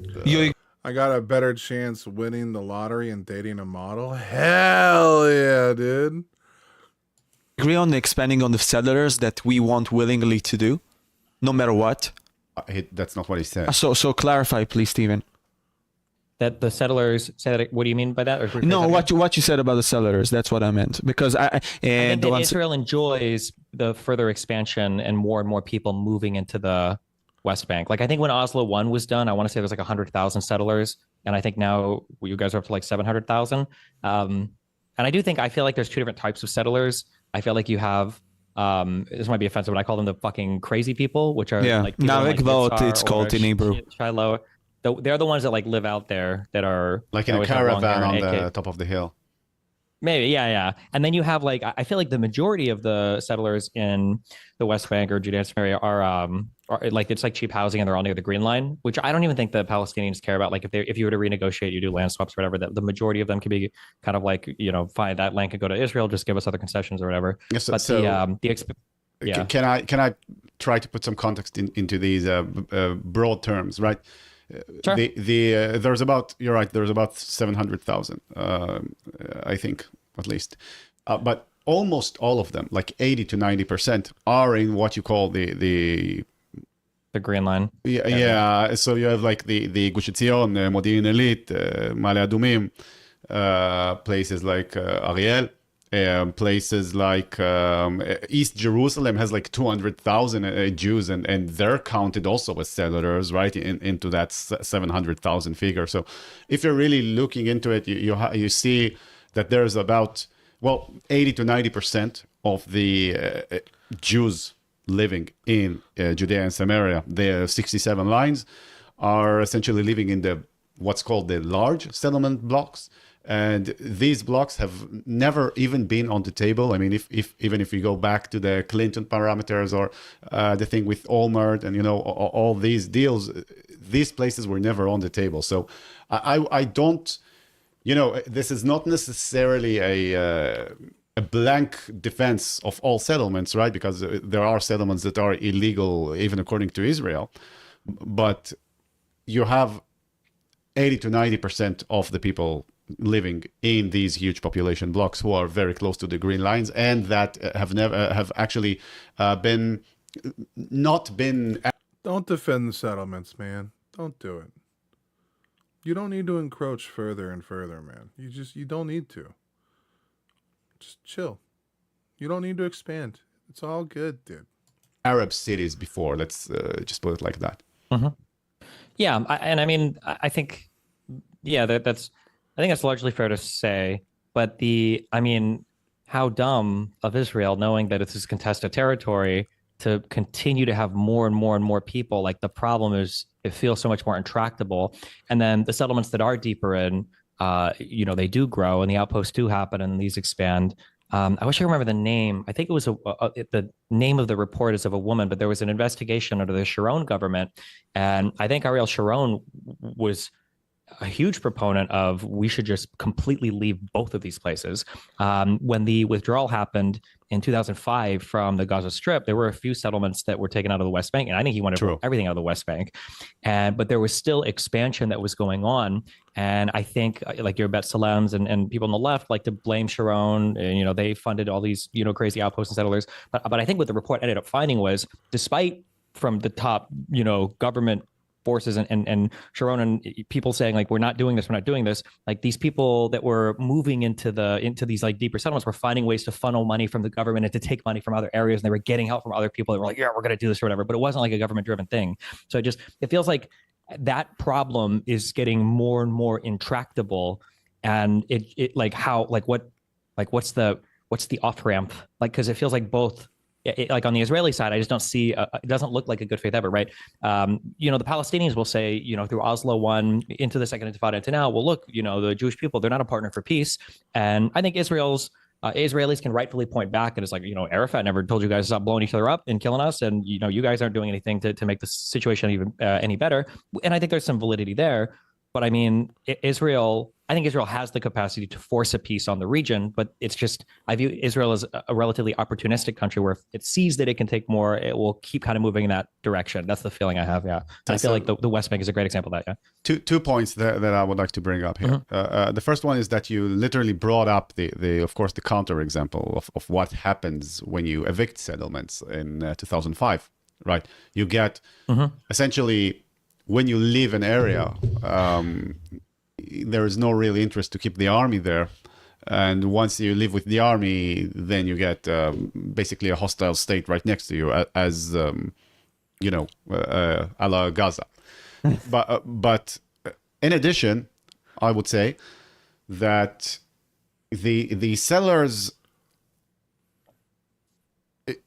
growing the settlements or anything like that, you would say it's opportunistic, or, it could be viewed as opportunistic. I agree. But really, it's just it could also be viewed as natural growth, where Dude, it's not hard, dude. You can just bite the bullet here.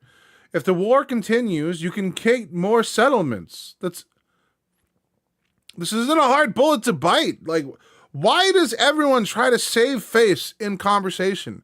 Own up to shit, man. It's not crazy. We all know what you're doing. We get it. We're not crazy. Holy fuck. with a relatively small fraction of insanos, let's say, right? That get a lot of bad press, and you know, maybe justifiably. But you know, I wouldn't say that insisting on holding the settlements is if we look at the history of Israel's decisions, I wouldn't say that it's necessarily a bad security take. And when you also say that Israel, you know, could enforce peace on the region, I don't think that's true, because you're assuming that if the Arab Palestinians were to get exactly everything that Israel and the West seems to think that they want, then there would be peace. But I contest that that's not true, because what the general consensus thinks that they want is not really what they want. Right? We've spoken about what the two-state solution means to most people and what it means to the Palestinians. Dude, you're saying a lot of words to just say that they're just evil. That's all you're trying to say. You're trying to say that Palestinians are just evil creatures that do not want peace and they can't be bargained with.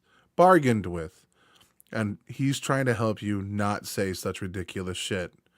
He's giving you the good talking points that you can use to win better favor with the international audience. Bro, this is not complicated, dude. You're killing children. You guys need to have a very damn good argument for your justification as to why. Right? Sure. And there's a And then reason. even the two-state solution, as given there, pulled unfavorably between both people. Like, technically, nobody wanted the two-state solution, even though everybody in the West gives it as like that thing. Yeah. Yeah, but in Israel, at least there was a point in which it was very popular, right? There were a few points until they literally blew up in our faces. I guess Yeah, you could say. literally. With the buses and all that, with the intifadas. And also, you could say that there was another kind of. And see, now they're just virtuing to their kindness and willing to work with Palestine and how it blew up in their face. So further evidence that Palestinians are just monsters and that they shouldn't have bent the knee to the degree in which they did. They're further entracting themselves into their position to where that there's no real solution other than death. And the only people that are going to die are Palestinians.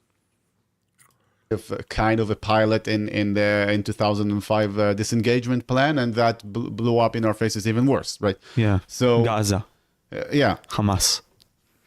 Thank you for the context.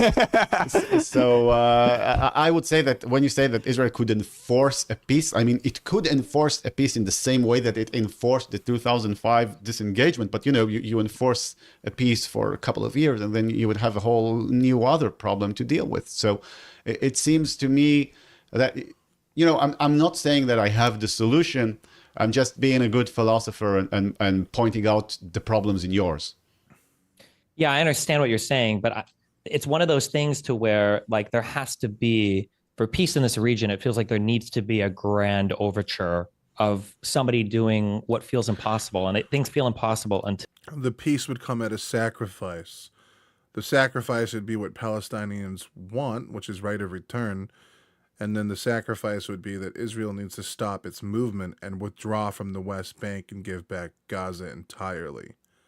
And then two unique states would exist that are their own entities after Israel helps rebuild Gaza from the war effort. until they're not, right? Like, I think Sadat going and speaking to the Knesset was a big moment. And, you know, it feels to me like Egypt is like the country. This is almost like your Russia of the Middle East, you know, to lead the new Arab world, and for Egypt to be the country that makes peace first with Egypt. That would have never been my guess. That was just it took a huge commitment, not just from Sadat or from Begin, but also from Jimmy Carter in the United States. There were a lot of people that came together on that. But one of the things that happens, I think, when somebody forces a peace is they rob a lot of like moral authority from the other side when they do that. And it feels like on both sides there's just so much opportunity to keep fighting, and because there's so much that both sides continue to fight because they think there's more that they can get out of it in the future. And if they make a final peace arrangement, then they know, okay, well, this is what we have, and now there's no more expansion. To center this, I guess, on the most recent conflict, like I always thought this was funny. I think that I'm gonna be honest. Over the past several months, I don't know how many more times that Netanyahu felt like he needed to invade the Gaza Strip. I don't know what was going on for 2 years. It just had to keep happening over and over and over again. But I mean, I also say on the other side, man, if Hamas would have released all the hostages a year in, personally, I think domestic support in Israel for the war in Gaza would have been much harder to sustain, because with no more hostages there, you're losing a lot of this kind of moral authority that Netanyahu was trading on. Because I think the hostages were always secondary, regardless of what anybody says. The primary thing was kind of getting rid of Hamas and moving them out of there. Now, how far of a second priority were there, is up for debate, I guess. But if Hamas would have released them all a year in, well, fuck, now that war is a lot harder to justify. But Hamas kept them because they enjoy the fighting and they want the civilian death and they want the international community to save them. So, yeah, I know that there might not be popular support at a given time for a thing, but I think if a country comes to the table and they're like, here's the agreement, this is what we're going to fucking do. And, I think it's fair. Some negotiators said it's fair, and everybody's going to come together and enforce this. Not only the U.S., but also the Arab states are going to come together with more than just a fucking letter, and we're going to enforce this. I think eventually the region would follow. The Israelis and the Palestinians would follow. That's my feeling. I just want to add one more thing to this discussion yet about the settlers. I personally don't agree with the claim of Stephen when you say that we want necessarily to expand maybe the territories, or rather our control. I mean, I see it in Smotrich and maybe Ben Gvir's beliefs, maybe. Yeah, exactly. But the mandate, I think Doran will agree with me probably, is that we want peace no matter what. So if there was a case for a two-state solution, we would probably take it if there was a rational side on the other end with maybe Western values.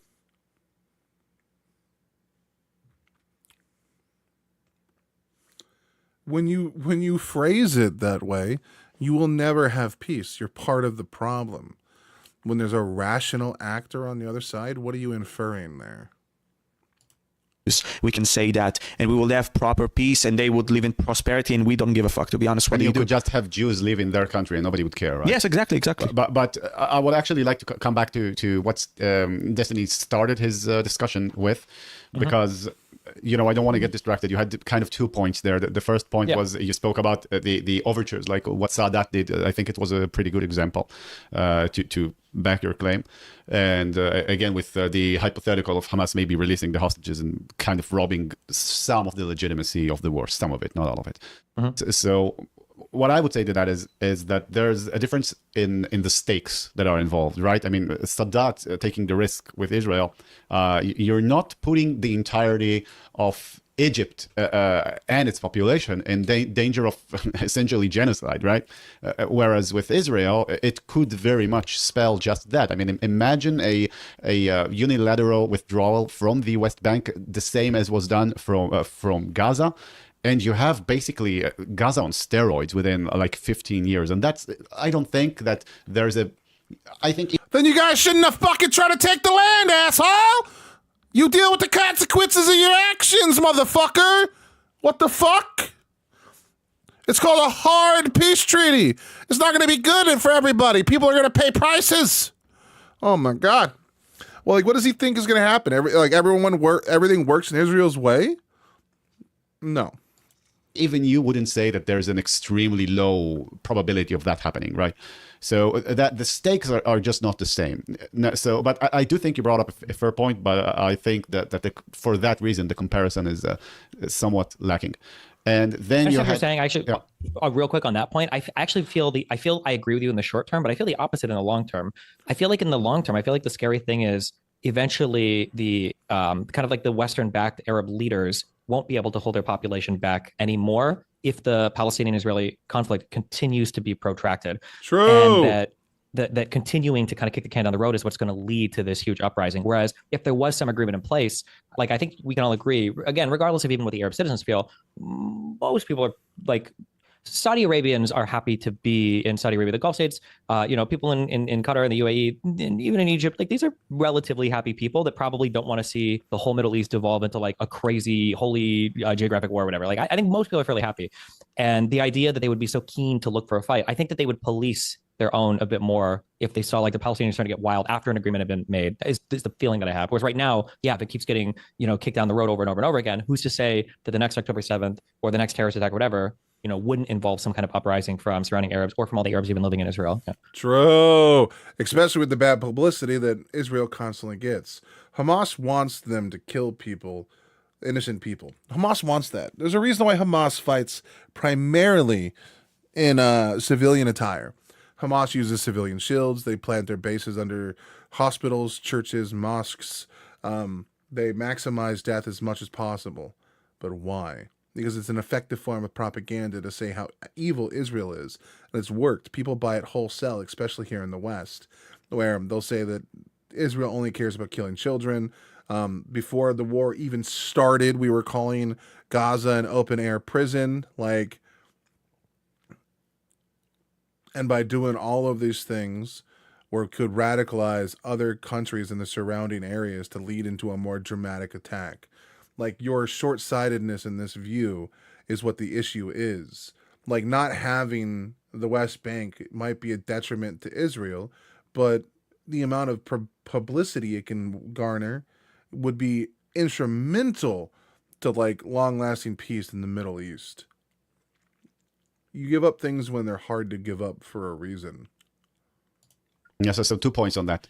The first is when you talk about some sort of external policing, I think we have some historical precedents with the UN peacekeeping force in Sinai before the Six-Day War, right, before 67, and also with what happened in Lebanon, right, what's called UNIFIL. That's been not exactly a tremendous success. And I hope that... When I say external, I meant from the, real quick, just from the Arab states. Fuck the UN. I don't think the UN is going to do anything. Yeah, I think that it's too early for me to draw historical parallels, but maybe if we can have this talk again in 10 years, then we can look at Gaza and see how that pilot went, right? So something like that. So I don't have any precedents to keep discussing this, but I think that you've made a reference to another point that I think we would somewhat disagree on, and we could explore some ground in, and that is it was hinted at in between the lines of what you said, that you believe, I think, please correct me if I'm wrong, I might have said it before, but that you think that the Abraham Accords were kind of a mistake to leave the Palestinians out or something like that. Yes. Do I have your opinion on that about right? Yeah, I would say huge mistake. Yeah, I think they were just bad. Yeah. Can you elaborate a bit? So I feel like in the history of Israel, you have all these surrounding Arab states that they feel very unified. It feels like nothing is ever going to get done. Under Begin, Shlomo Ben Ami called this capsule theory. I don't know if there's ever an official term that the government used, but it was this concept that Israel could extract singular Arab states for peace and try to move things in a piecemeal manner rather than trying to make peace with the entire Arab world, and that might be an easier thing to do, especially with the help of the United States. So Egypt was extricated, and then after the fall of the Soviet Union, you get Jordan, and then as U.S. interest in the region grows and Soviet interest kind of recedes, all of these kind of Gulf states, everybody, there's this kind of U.S. friendly axis of power and stuff south of Syria, Iraq, Iran that kind of grows that everybody's pretty happy with, I think. But I think that once that had been accomplished, and Israel wasn't staring down the barrel of 10 different Arab states coming for its neck, I think that there should have been, okay, we this worked, we did this. Now we need to figure out what we do, with our Palestinian stuff, because this is still completely open and blown wide open on the table. We haven't done anything with it. But it feels like to continue that approach of trying to extricate singular or a few nations at a time into some peace agreement, when the Palestinian one is the huge one, why? It feels very opportunistic. And what are we trying to do here? And my understanding is the impetus even for that agreement starting was to delay more annexation of Area C stuff in the West Bank anyway. And yeah, that just seems very obvious the direction that that's headed in. That's how I feel. So there's really a lot that I could say to that. I'll start with the simplest objection. So okay. You've spoken about when Israel was no longer stirring down the barrel of different Arab states aiming their guns at it. So in fact, it's true that that coalition, that classic historical coalition of, the pan-Arabist coalition of Syria, Egypt, kind of fell apart with the Egyptian and Israeli peace agreement. But it's not true that Israel was not staring down the barrel. Israel was staring down the barrel of an increasingly nuclear Iran. It was staring down the barrel of hundreds of thousands of rockets from Hezbollah aimed at Israeli population centers and strategic facilities. And right was staring down the barrel of the Shia militias in Syria and in Iraq, mainly in Iraq. It was staring down the barrel of a blockade to the Red Sea and to Israeli. Good God, you suck ass at explaining your position, dude. Jews are so bad at this, dude. They're so bad. It's crazy. You guys suck at this, dude. Why are you guys incapable of defending your position, dude? We don't need the entire history, dude. Jesus fuck. Shipping through the Suez Canal, which is a giant deal, and Israel basically started a 6-day war over it, right? I'm talking about the Houthis, of course. And it's still staring down the barrel of Turkish, you might even say imperialism today. So I wouldn't say it's true that the early threats have abated. As long as we're making fun of Hassan, we're always on the same side. But there are significant new threats that were definitely aiming the so-called barrel at the Israelis, and Israel was by no means not vulnerable, as we have sadly discovered on October 7th. And I think maybe you might have explored this idea before, but it could have ended way worse for Israel if Hezbollah were to join, or if they... Bro, I'm going to say it. Israel is Eminem and Palestine is MGK. I'm just putting that out there. The amount of pearl clutching over like Israel's shit right now from Israel's perspective is insane. Like, bro, you will have one of the strongest militaries in the Middle East. Who gives a fuck if a bunch of the apes in the surrounding area are mad at you, dude? Compared to them, you are a god, dude. Why do you, like, of course they're mad at you. Of course they want to destroy you. They live a life. You live a life they wish they could live. Like, what? Hello? Iraqi Shia militias were to join. And this is essentially kind of what could have happened, but didn't. And so that's the first thing that I have. I also have some more points, but I've spoken for quite a while. I'd like to hear what you have to say about that. So I think that's actually one of the biggest disagreement points. Do you know Elon Levy? He was a spokesman for Elon Levy? Yeah. I think for like 6 days he was you're like a spokesman, and then stuff happened. Yeah. I remember arguing with him a lot about this. I don't know if this is a common talking point in Israel still, like the 7 fronts that you guys face. Is that said a lot? The 7 fronts. He would say this all the time. I don't know. I'm not a spokesperson, so I don't. I Sure, wouldn't yeah. say 7 fronts, but it's you could see it as also one front that's coming from one theater of war in a sense. But Of course, you're going to look at it from that lens because your war is with Islam and from a Jewish perspective. The reason why Palestine has to be a religious issue is because for you it's a religious issue. Self-reporting. it's Sure. it was still facing an existential threat. That's my main point. It doesn't matter how many fronts there are. Yeah, I understand. Well, it does matter how many fronts there are, and it also matters the severity of the threat. If a 4-year-old threatens a 54-year-old man, what's the 4-year-old going to do unless he has a weapon? You know what I mean? Like, if your 12-year-old kid comes to yell at you and you have the physical capabilities of punting that rugrat through the wall, like, what level of threat are we talking about here? So one of the biggest Welcome disagreements that I back. have with modern Israelis is I feel like I hear a lot of trauma, especially kind of from, especially for people that live through the Second Intifada. And then a lot of it I feel is inherited, but I think is lacking increasingly more justification. I think Like, Israel's going to have a hard time with this one just for one reason. Like, we're Americans, dude. America got fucking 9/11'd and we had Muslims come to our country. Like, it was nothing. You know what I mean? Like, there was some animosity during the early 2000s, but by and large, by like 2004, people already quit giving a fuck. And that's when we saw this massive dick suck of the Islamic countries, because for a minute there, they were being, kind of treated like shit when they came over. think one of the biggest, in my feelings, one of the biggest kind of mistakes that a lot of like far right neo-Nazi anti-Semitic people make is this concept that Jews have such a great propaganda machine, or they do Hasbara so well, or they control the Western media.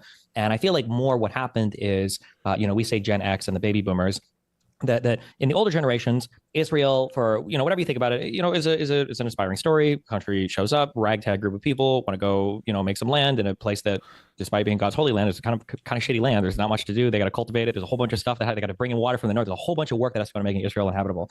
And they do all this, and then they fight these wars largely on their own for the first like 2 or 3 of them, up through at least 67, if not really 73, is when the U.S. is like really a big backer. That Israel has to do all this work to finally get support from the West. And the story is genuinely an inspiring story. It looks like a Western democracy, Western style democracy for, and at least initially, people that look like us, everything. Like, okay, cool. That story held, and it was sold, not even sold. It just naturally plays out as a good story. And it's like Israel's PR is terrible. It's like the worst thing on the planet, dude. They like, dude, Israelites, they suck dick at explaining why they're doing what they're doing. They go like into these, like, my God, bro. They'll be like, let me tell you why I ate cheese today. Back in 1972, my grandparents fucked under an elder moon. You're like, what the fuck is going on? Why did you eat cheese, asshole? Fuck. Like, they do this shit so terribly. Like, dude, Gaza would be looked on so much more favorably if Israel didn't suck ass at like explaining the things that it does correctly. It's like the same thing with the Democratic Party. Like, the Democrats have like the lowest fucking approval rating ever.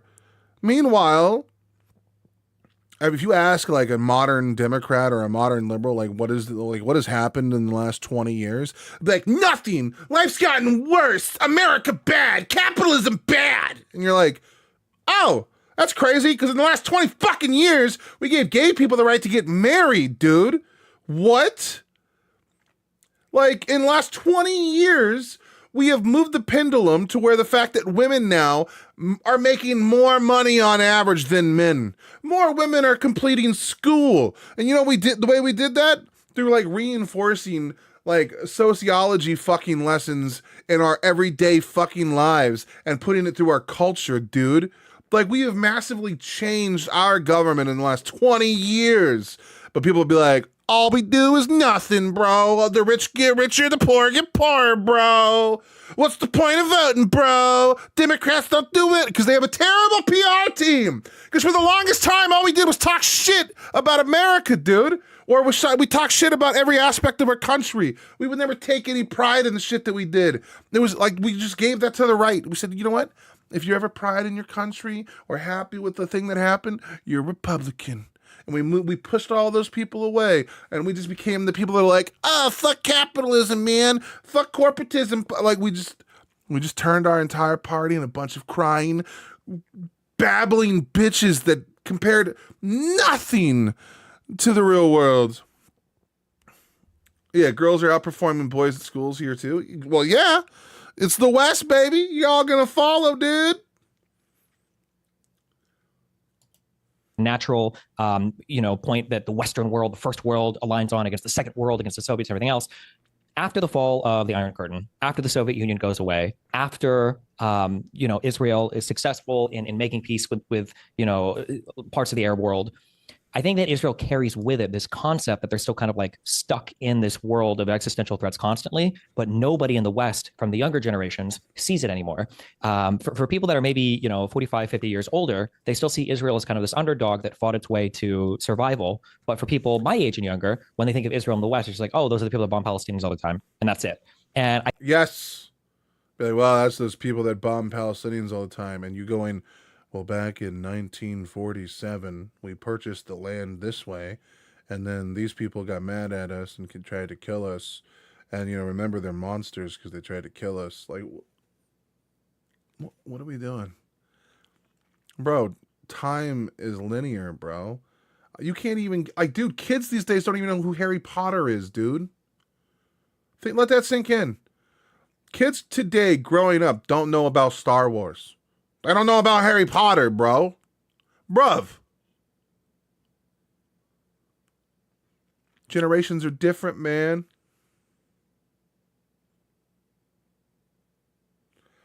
Women are going to take over, and for men to live underground just to milk us for our seed and not in a good way, I'm okay with it, dude. As long as I can sit there and make my shitty AI music, play my shitty video games, do my shitty reacts and whatever, dude. Just abuse me, women. Abuse me.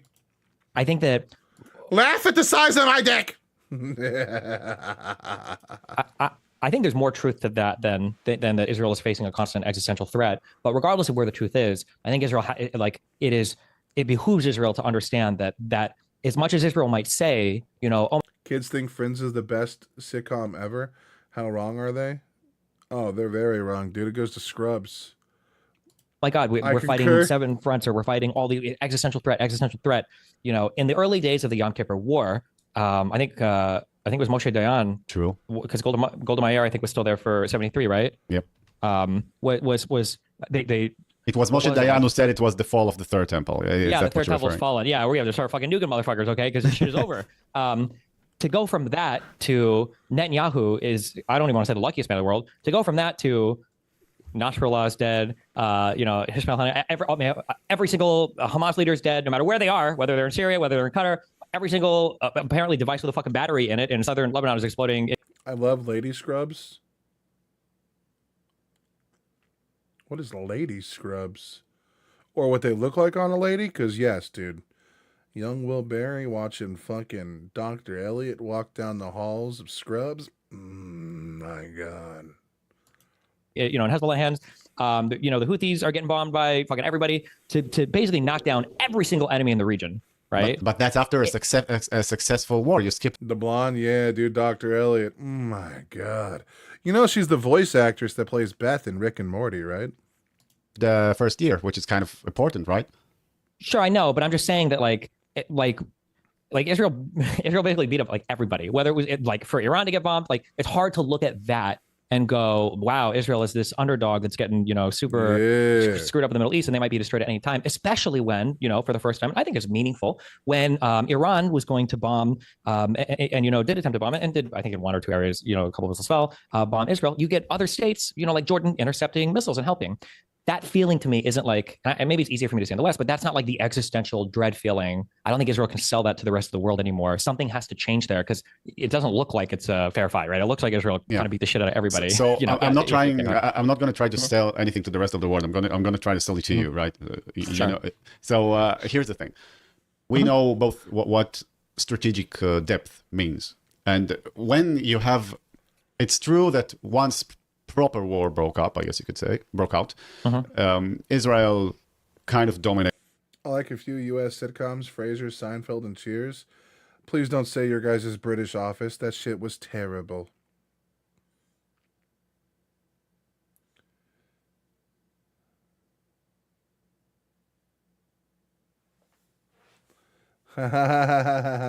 It, especially since the successful moves against Hezbollah, right? That's kind of what tipped the balance of the war, I guess you could say.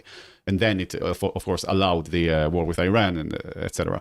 But if you were to really think about that, the strategy could be, if I were an anti-Israeli Arab, the strategy would not be to go to a long and serious war. The strategy would be to surprise attack Israel and basically get to the centers of power, essentially, and to the maybe military bases or to the Air Guys, I'm dying, bro. This is so boring. Force bases. America, man, yell at each other, dude. Punch each other in the cunt. Yeah. Take them out, and it's really not that difficult. You could be there within hours. Especially, I guess the only reason that it didn't happen was that Hamas was so afraid of penetration by the Israeli intelligence that it did not share or coordinate with its friends. Imagine if they were all to attack together. It's not really that outlandish to say that despite of all of Israel's later successes in the war, you could just, you know, get a bunch of terrorists into the Knesset and into the police stations and into the air bases and, you know, pull out of there whoever that you need to pull out by his... Dude, we're talking about hypothetical terrorist attacks. You openly just said that these people pose no threat in an actual war. You guys are not suffering an existential threat. Dude, if every fucking country was so concerned about their fucking terrorist attacks that they were willing to attack half the goddamn world, you sound no different than Trump complaining about immigrants right now. This is so fucking dumb. here, maybe lynch him a little bit, but although you don't have to really. And the state as a kind of organized entity kind of collapses, right? Or so in that sense, I do think that it's fair to say that there was an existential threat, and I also think it's kind of obvious that there was. There is no existential threat to your country, dipshit. Just as there's no existential threat to America.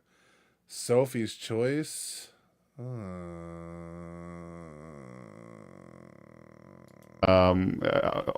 Yeah. So May I add something? Yeah, for the army for like 8 hours was not even activated. We can say that whatever was it, the Air Force or whatever it was, yeah, and there were policemen who were in the Nova where it was the party itself, and people were commanders who are coming from their homes and not in duty and trying to save us. And yeah, And I should also Dude, you had a terrorist attack.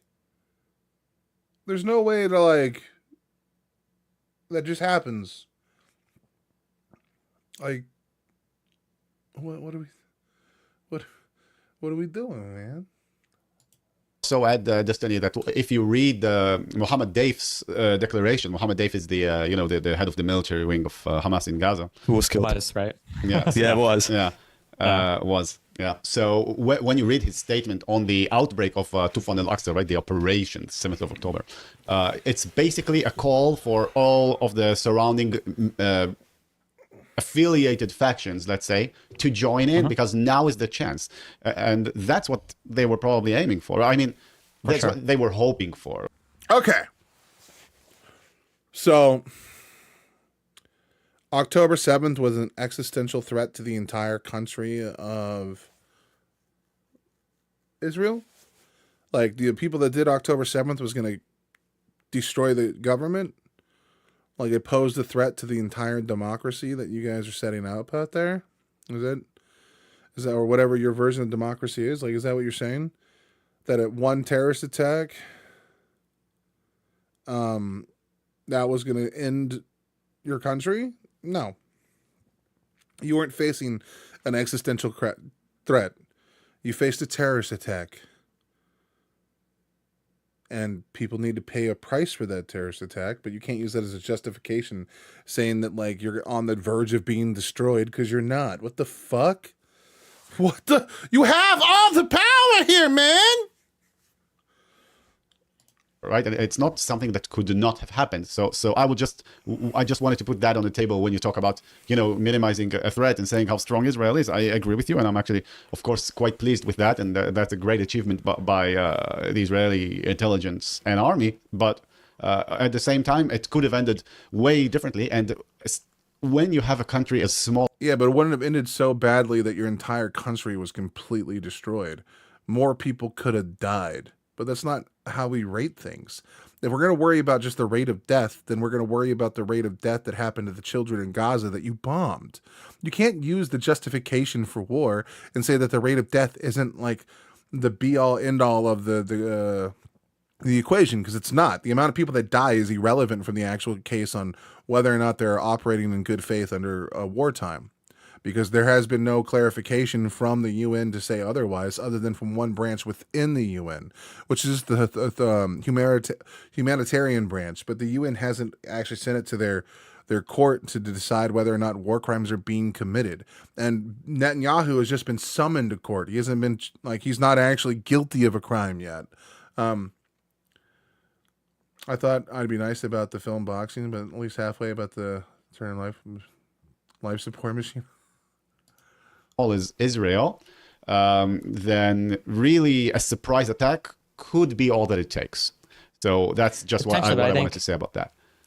So I do agree, and I think it's a great credit to the Palestinians, the Arabs that live in Israel and in the West Bank, that when the attacks happened, there wasn't. I think that it feels like there was this hope from Hamas that not only would Hezbollah invade, there'd be like this massive third intifada, this uprising, because you have there's like 2 million. Arab Palestinians. Yeah, it's 2 million. I thought it was like 1.7 or whatever. That live in Israel proper that could have been a part of whatever, some third intifada. And it didn't happen. And I think that's a credit. And I think it shows an improvement in the region of kind of like where people's minds are. Yep. And these people need to fucking honor that, because there wasn't an intifada, dude.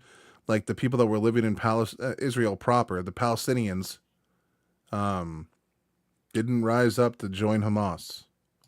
I think that the thing that you have to be careful of when you speak like this, like Arab is a small, or not Arab, Israel is a small nation. It could be taken over by terrorist threats at any point, is that feels like it can be an infinite justification for Yep. infinite conflict. Like we can never make peace with these people because if they militarize and come kill us, like it's all over.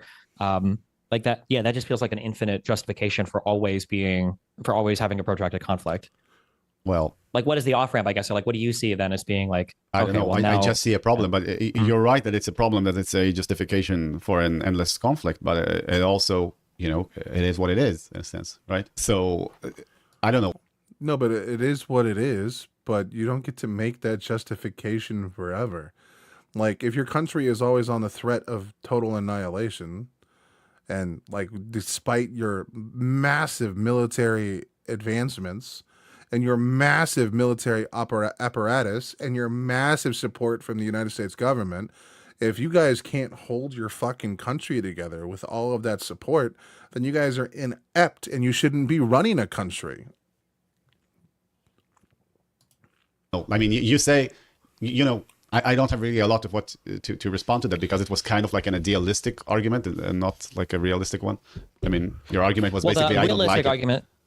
Well, the realistic argument, I think, is that I would say that right now on its current path, I think Israel is on a path to its own destruction, and it will come in the course of thinking arrogantly that it can forever forego figuring out a solution to the Israeli-Palestinian conflict, and that will at some point boil over into a massive, that if the situation was a bit different in the surrounding states, that the next attack might find more harmony with surrounding Arabs, that does lead into a huge attack, and then it's like, now everything is completely over. Whereas if somehow there was a two-state solution is about as likely as a different strokes reunion. Exactly.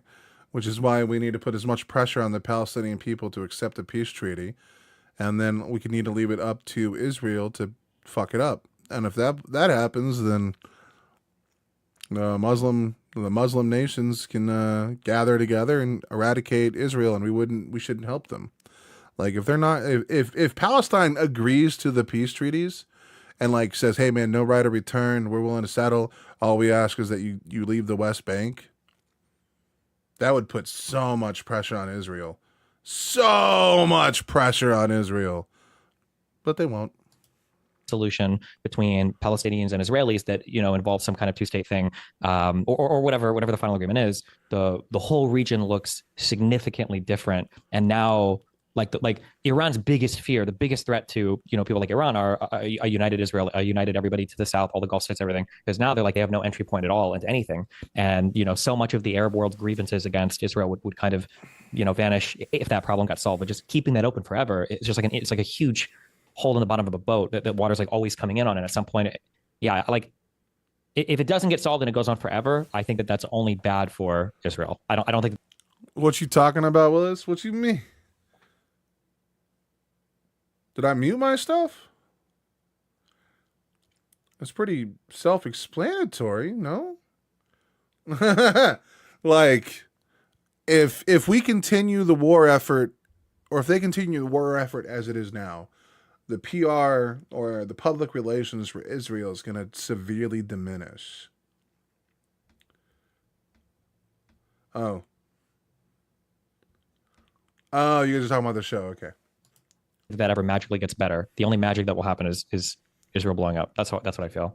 But that kind of assumes that a potential settlement would lead to peace, which is not what history teaches us, I would say, regarding. Well, I mean, even if I assume it's 50-50, which we can say that, I think that the status quo, I would feel like a 95% Israel's going to get blown up. Whereas even if you have to flip a coin on peace, at least there's some chance of some larger. This is one of my favorite things ever, dude. Because you'll be like, oh, dude, they're like, why did Biden do anything about the border? And you're like, well, that's crazy. Senator Langford tried to pass a bill to take care of the border. And they're like, yeah, but it didn't help it all the way. It's like, okay, but it would help it some. An improvement is still an improvement, right? Should we not work towards improvements? Even if there's minor improvements over time, eventually minor improvements will lead into a big improvement. People have this really warped idea of the way the government works, or the way that we should manage things. You cannot make dramatic changes the next day. Like, we make minor improvements and work towards our goals. Like, Jesus Christ. Arrangement there that opens the world for everybody to kind of exist in some way. Yeah. Okay, so there were 2 points that were opened here, or 2 directions, and I would like to ask Moshe what he would like us to dive into, right? Okay. So there were 2 points of disagreements between us that we could explore. The first was that a path basically that going around the Palestinians to the Arab nations was a mistake, right? We've covered this before, but we didn't really address it in any length. Sure. And the other one, I would just say, I think just on that real quick, I think it was good in the beginning, but the Palestinian issue has to be dealt with eventually. I wouldn't say it was a mistake in the beginning. So, but yeah, go. okay. So maybe we do not disagree as much as we might think. Is it okay if I try to push you a bit on that? Yeah, go for it. Right. So basically, the idea was that the Israelis would go around, right, and sort things regionally before they solve them locally or something like that. But and there's a fair point to saying that the core of the issue is the local issue, because essentially the Israel-Arab conflict is the Jewish presence in Palestine, like from the beginning, right? That's the conflict. So There's a difference between patrolling the border and going after foreign nationals who are legally settled. Yeah. Well, I mean, even then, dude, like, even when you find people on the border that need to be deported, there's like a correct way to do that. You know what I mean? these two couldn't really be disconnected. And you could even say, if you were pro-Palestinian, which I think in a sense you are. I mean, you're not pro-Palestinian in the Hamas terms, but you wish the best for everyone. And there are some other people who we could put in that boat, people you might know, like Ahmed Fouad al-Khatib, right? So, in a sense, because of Palestinian rejectionism and because of how emboldened they've been by this myth of refugeehood that's been rampant in the Arab world and turned into a sort of, something that's you can't shake it off, because no one will give it up now, because it's so ingrained in the culture, not just of Palestinians, but in the entire region. You could even make the case that by going around and basically normalizing and establishing ties with the Arab countries first, you in a way improve the odds of the Palestinians to getting better lives, because you're basically getting the Arab countries into the equation, and these countries, after having normalized ties with Israel, could negotiate also to get some concessions for the Palestinians. Now, who is this bad for? It's bad for the maximalist position, right? It's bad for the from the river to the sea, Palestine will be free sort of folks.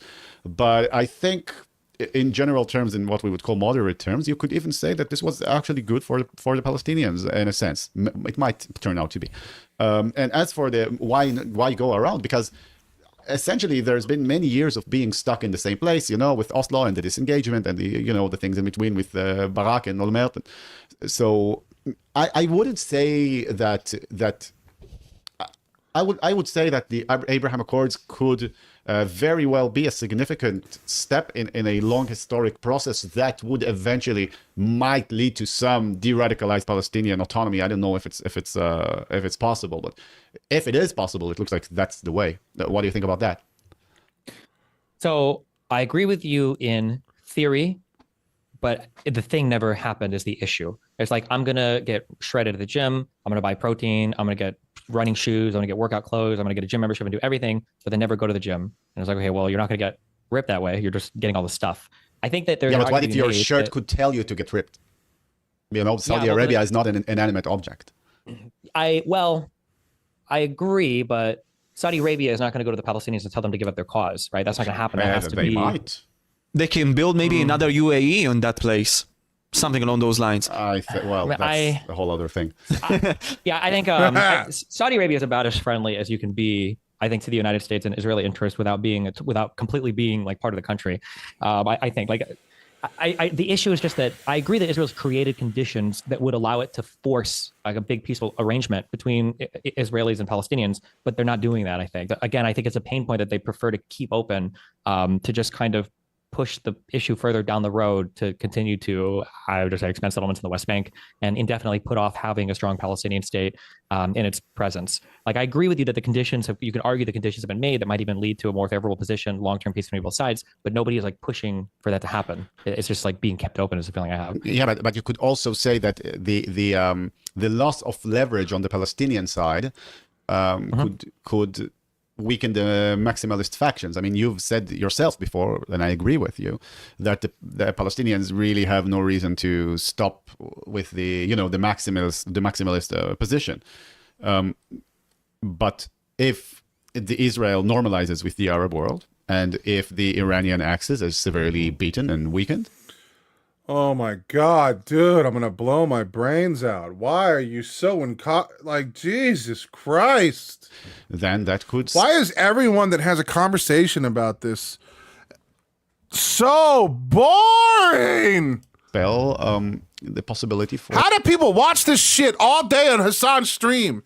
Just sitting there listening to Hassan talk about the genocide all day. Oh my God, dude, this topic is so fucking annoying at this point, dude. I've only been doing politics and studying this topic for 2 years, and I'm so fucking over it, dude. It doesn't go anywhere. Nothing happens.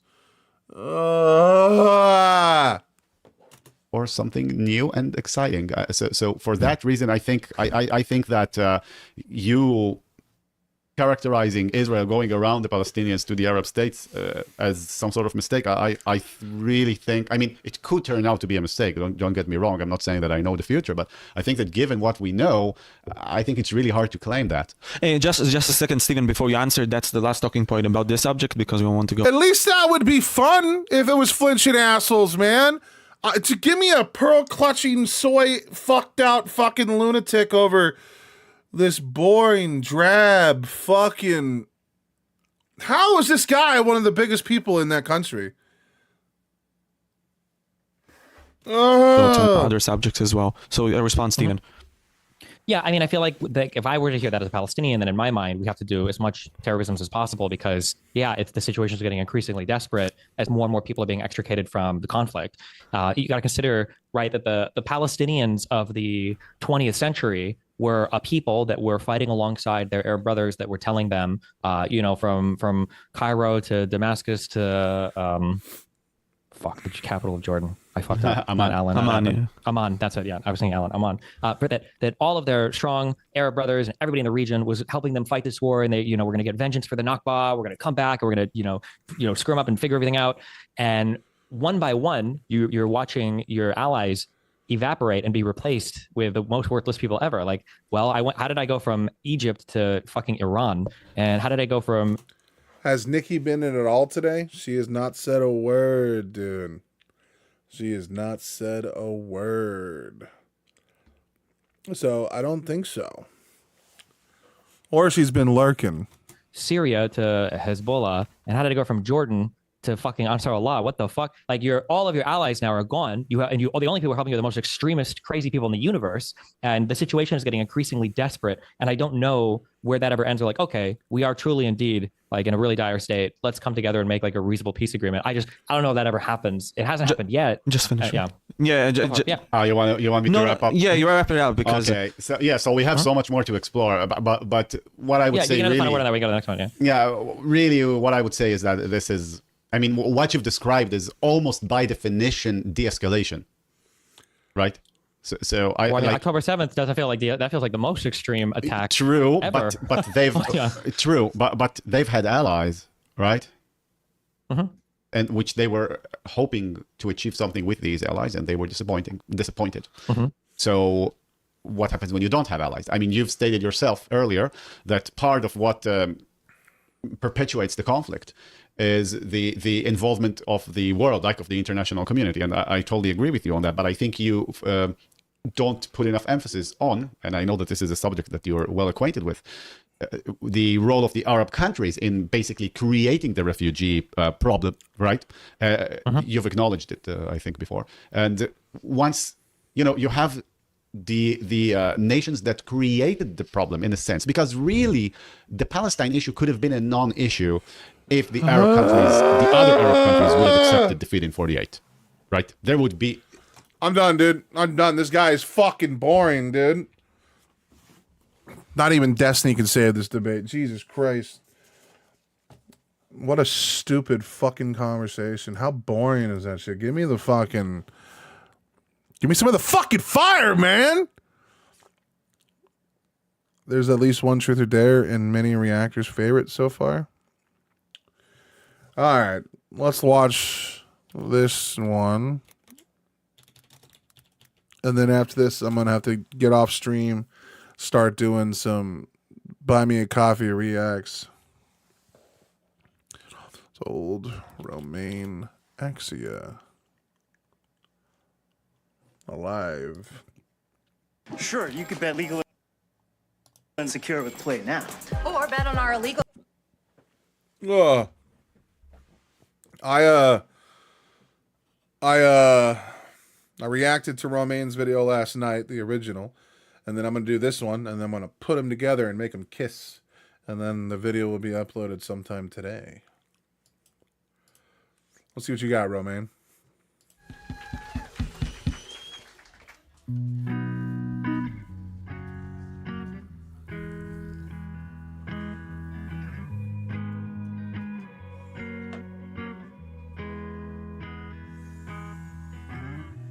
Looking above, try and recalling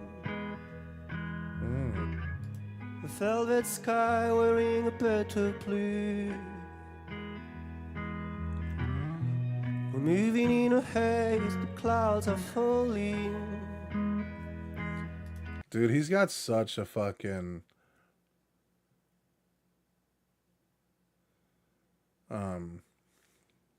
He's got such a beautiful way of like expressing himself through his voice, dude. It sounds like an angel is singing, dude. A better blue. We're moving in a haze, the clouds are falling. The beauty around was never true. It all feels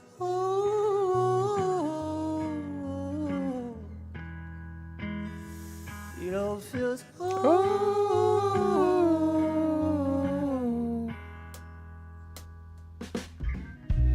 Don't be scared, we're swimming under. Weeping black and white rainbow. I fucking love this guy, dude. This dude is probably the most talented person in Ren Circle, bro. Talented at making my heart sing. Like, come on. Don't be scared, we're swimming under. Weeping black and white rainbow. Every day's an endless summer. The tree of life no longer grows. Yeah, dude, he does kind of have Bob Dylan's like aesthetic and songwriting capabilities. His voice is a little lower, but yeah, or I mean higher. Tree of life no longer grows. It all feels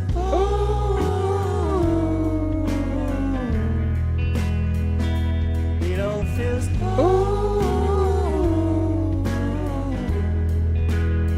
Yeah, dude. feels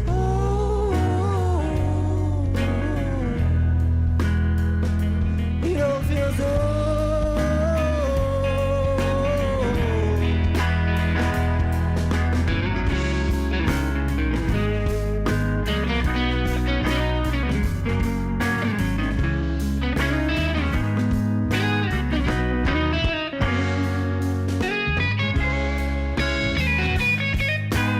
Why am I getting like a VHS vibe, man? Like this was shot on a VHS tape or something.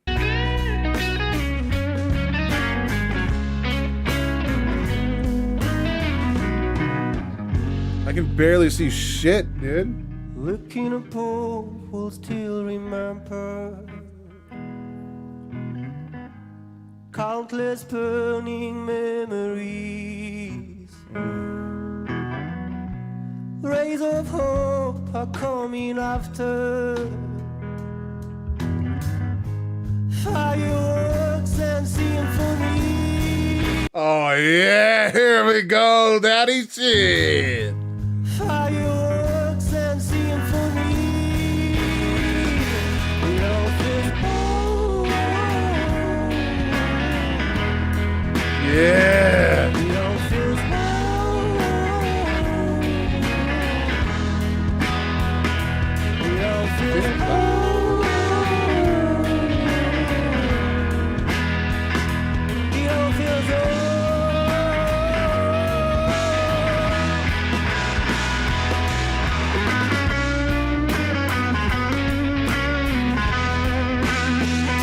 Yeah.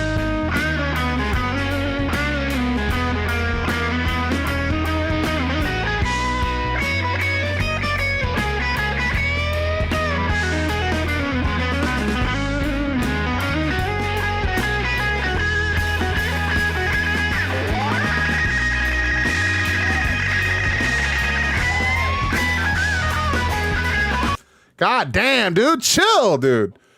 I can only get so erect, okay? If any more blood goes to the tip of my dick, I'm gonna die.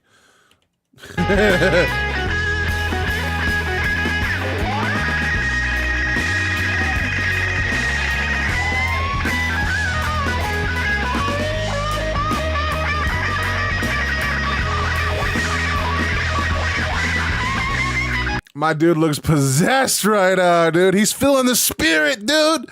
It's living through him, dude. Oh, and it's living through us as well, dude. We get to hear it.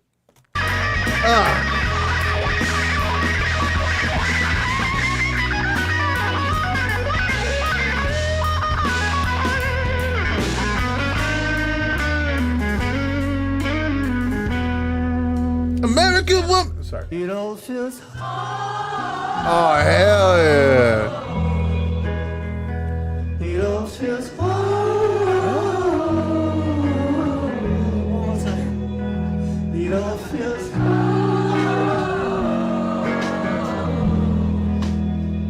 It all feels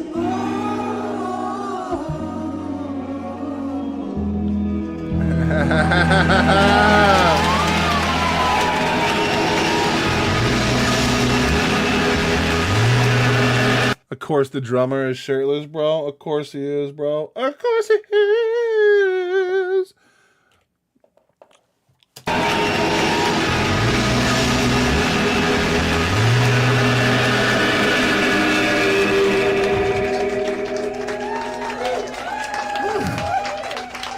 Who is right, dude?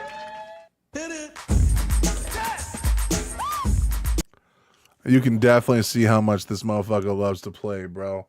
As if he lives for it. As if without music, he wouldn't have a life. Fucking fire, dude. Straight up fire. Wait, what do I normally say? Gangsta. It's gangsta, baby. Shit. All right, guys. We hit about 2.5 hours. We got our debate video in. I couldn't go any longer. Suicide was starting to be on the table. I can cross that one off my list. So, we have You Are the One by Goran for tomorrow at the end of that stream. And then Friday is going to be a chill day because tomorrow's learning day. So, we're going to watch some kind of content on how to do stuff and then check that off. And then we will finish the night with Goran's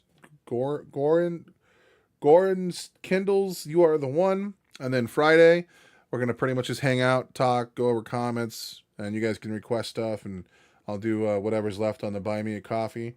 And then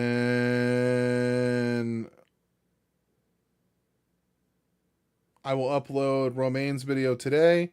Tomorrow, I will upload... What's tomorrow? Wednesday? Daydream. And then I have Children of the Moon for Friday. And Thursday, I'm going to release the new Ren and Skinner Brothers. So we have some music coming up. It's going to be a dope time. It's going to be dope. We're going to touch tips. We're going to laugh. We're going to giggle. We might even, you know, touch wrist and hands. Oh, it's going to be beautiful. Nikki, where you been all day?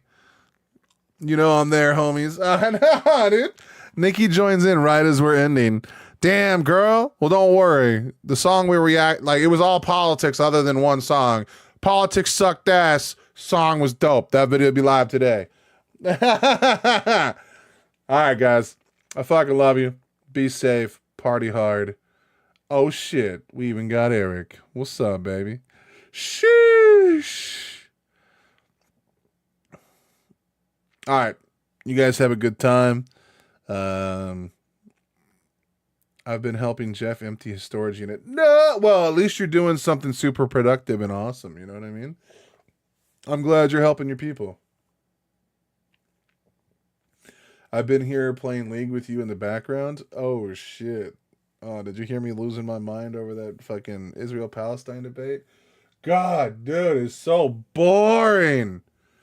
I just want to have the like, dude. If you're gonna defend your position, animate some fire in your belly. Jesus Christ, dude. Why is it so Bill Stein up in this bitch? Jews need better defenders. See you in the Discord at Nikki. Hell yeah, dude. Nikki, I'm sorry we're rolling out, but video's coming. Anyway. I'm going to go smoke some weed because I am entirely too sober. And it was the most boring debate, Nikki. Oh, I know, dude. I figured it was going to be good because Destiny always gets a good debates because people always come after him for being a cuck or something. And then he gets to like just beat the shit out of him and call him retarded and you just love it. But anyway, I'm going to go blast my mind into oblivion. Grabbing my dab tray. Peace.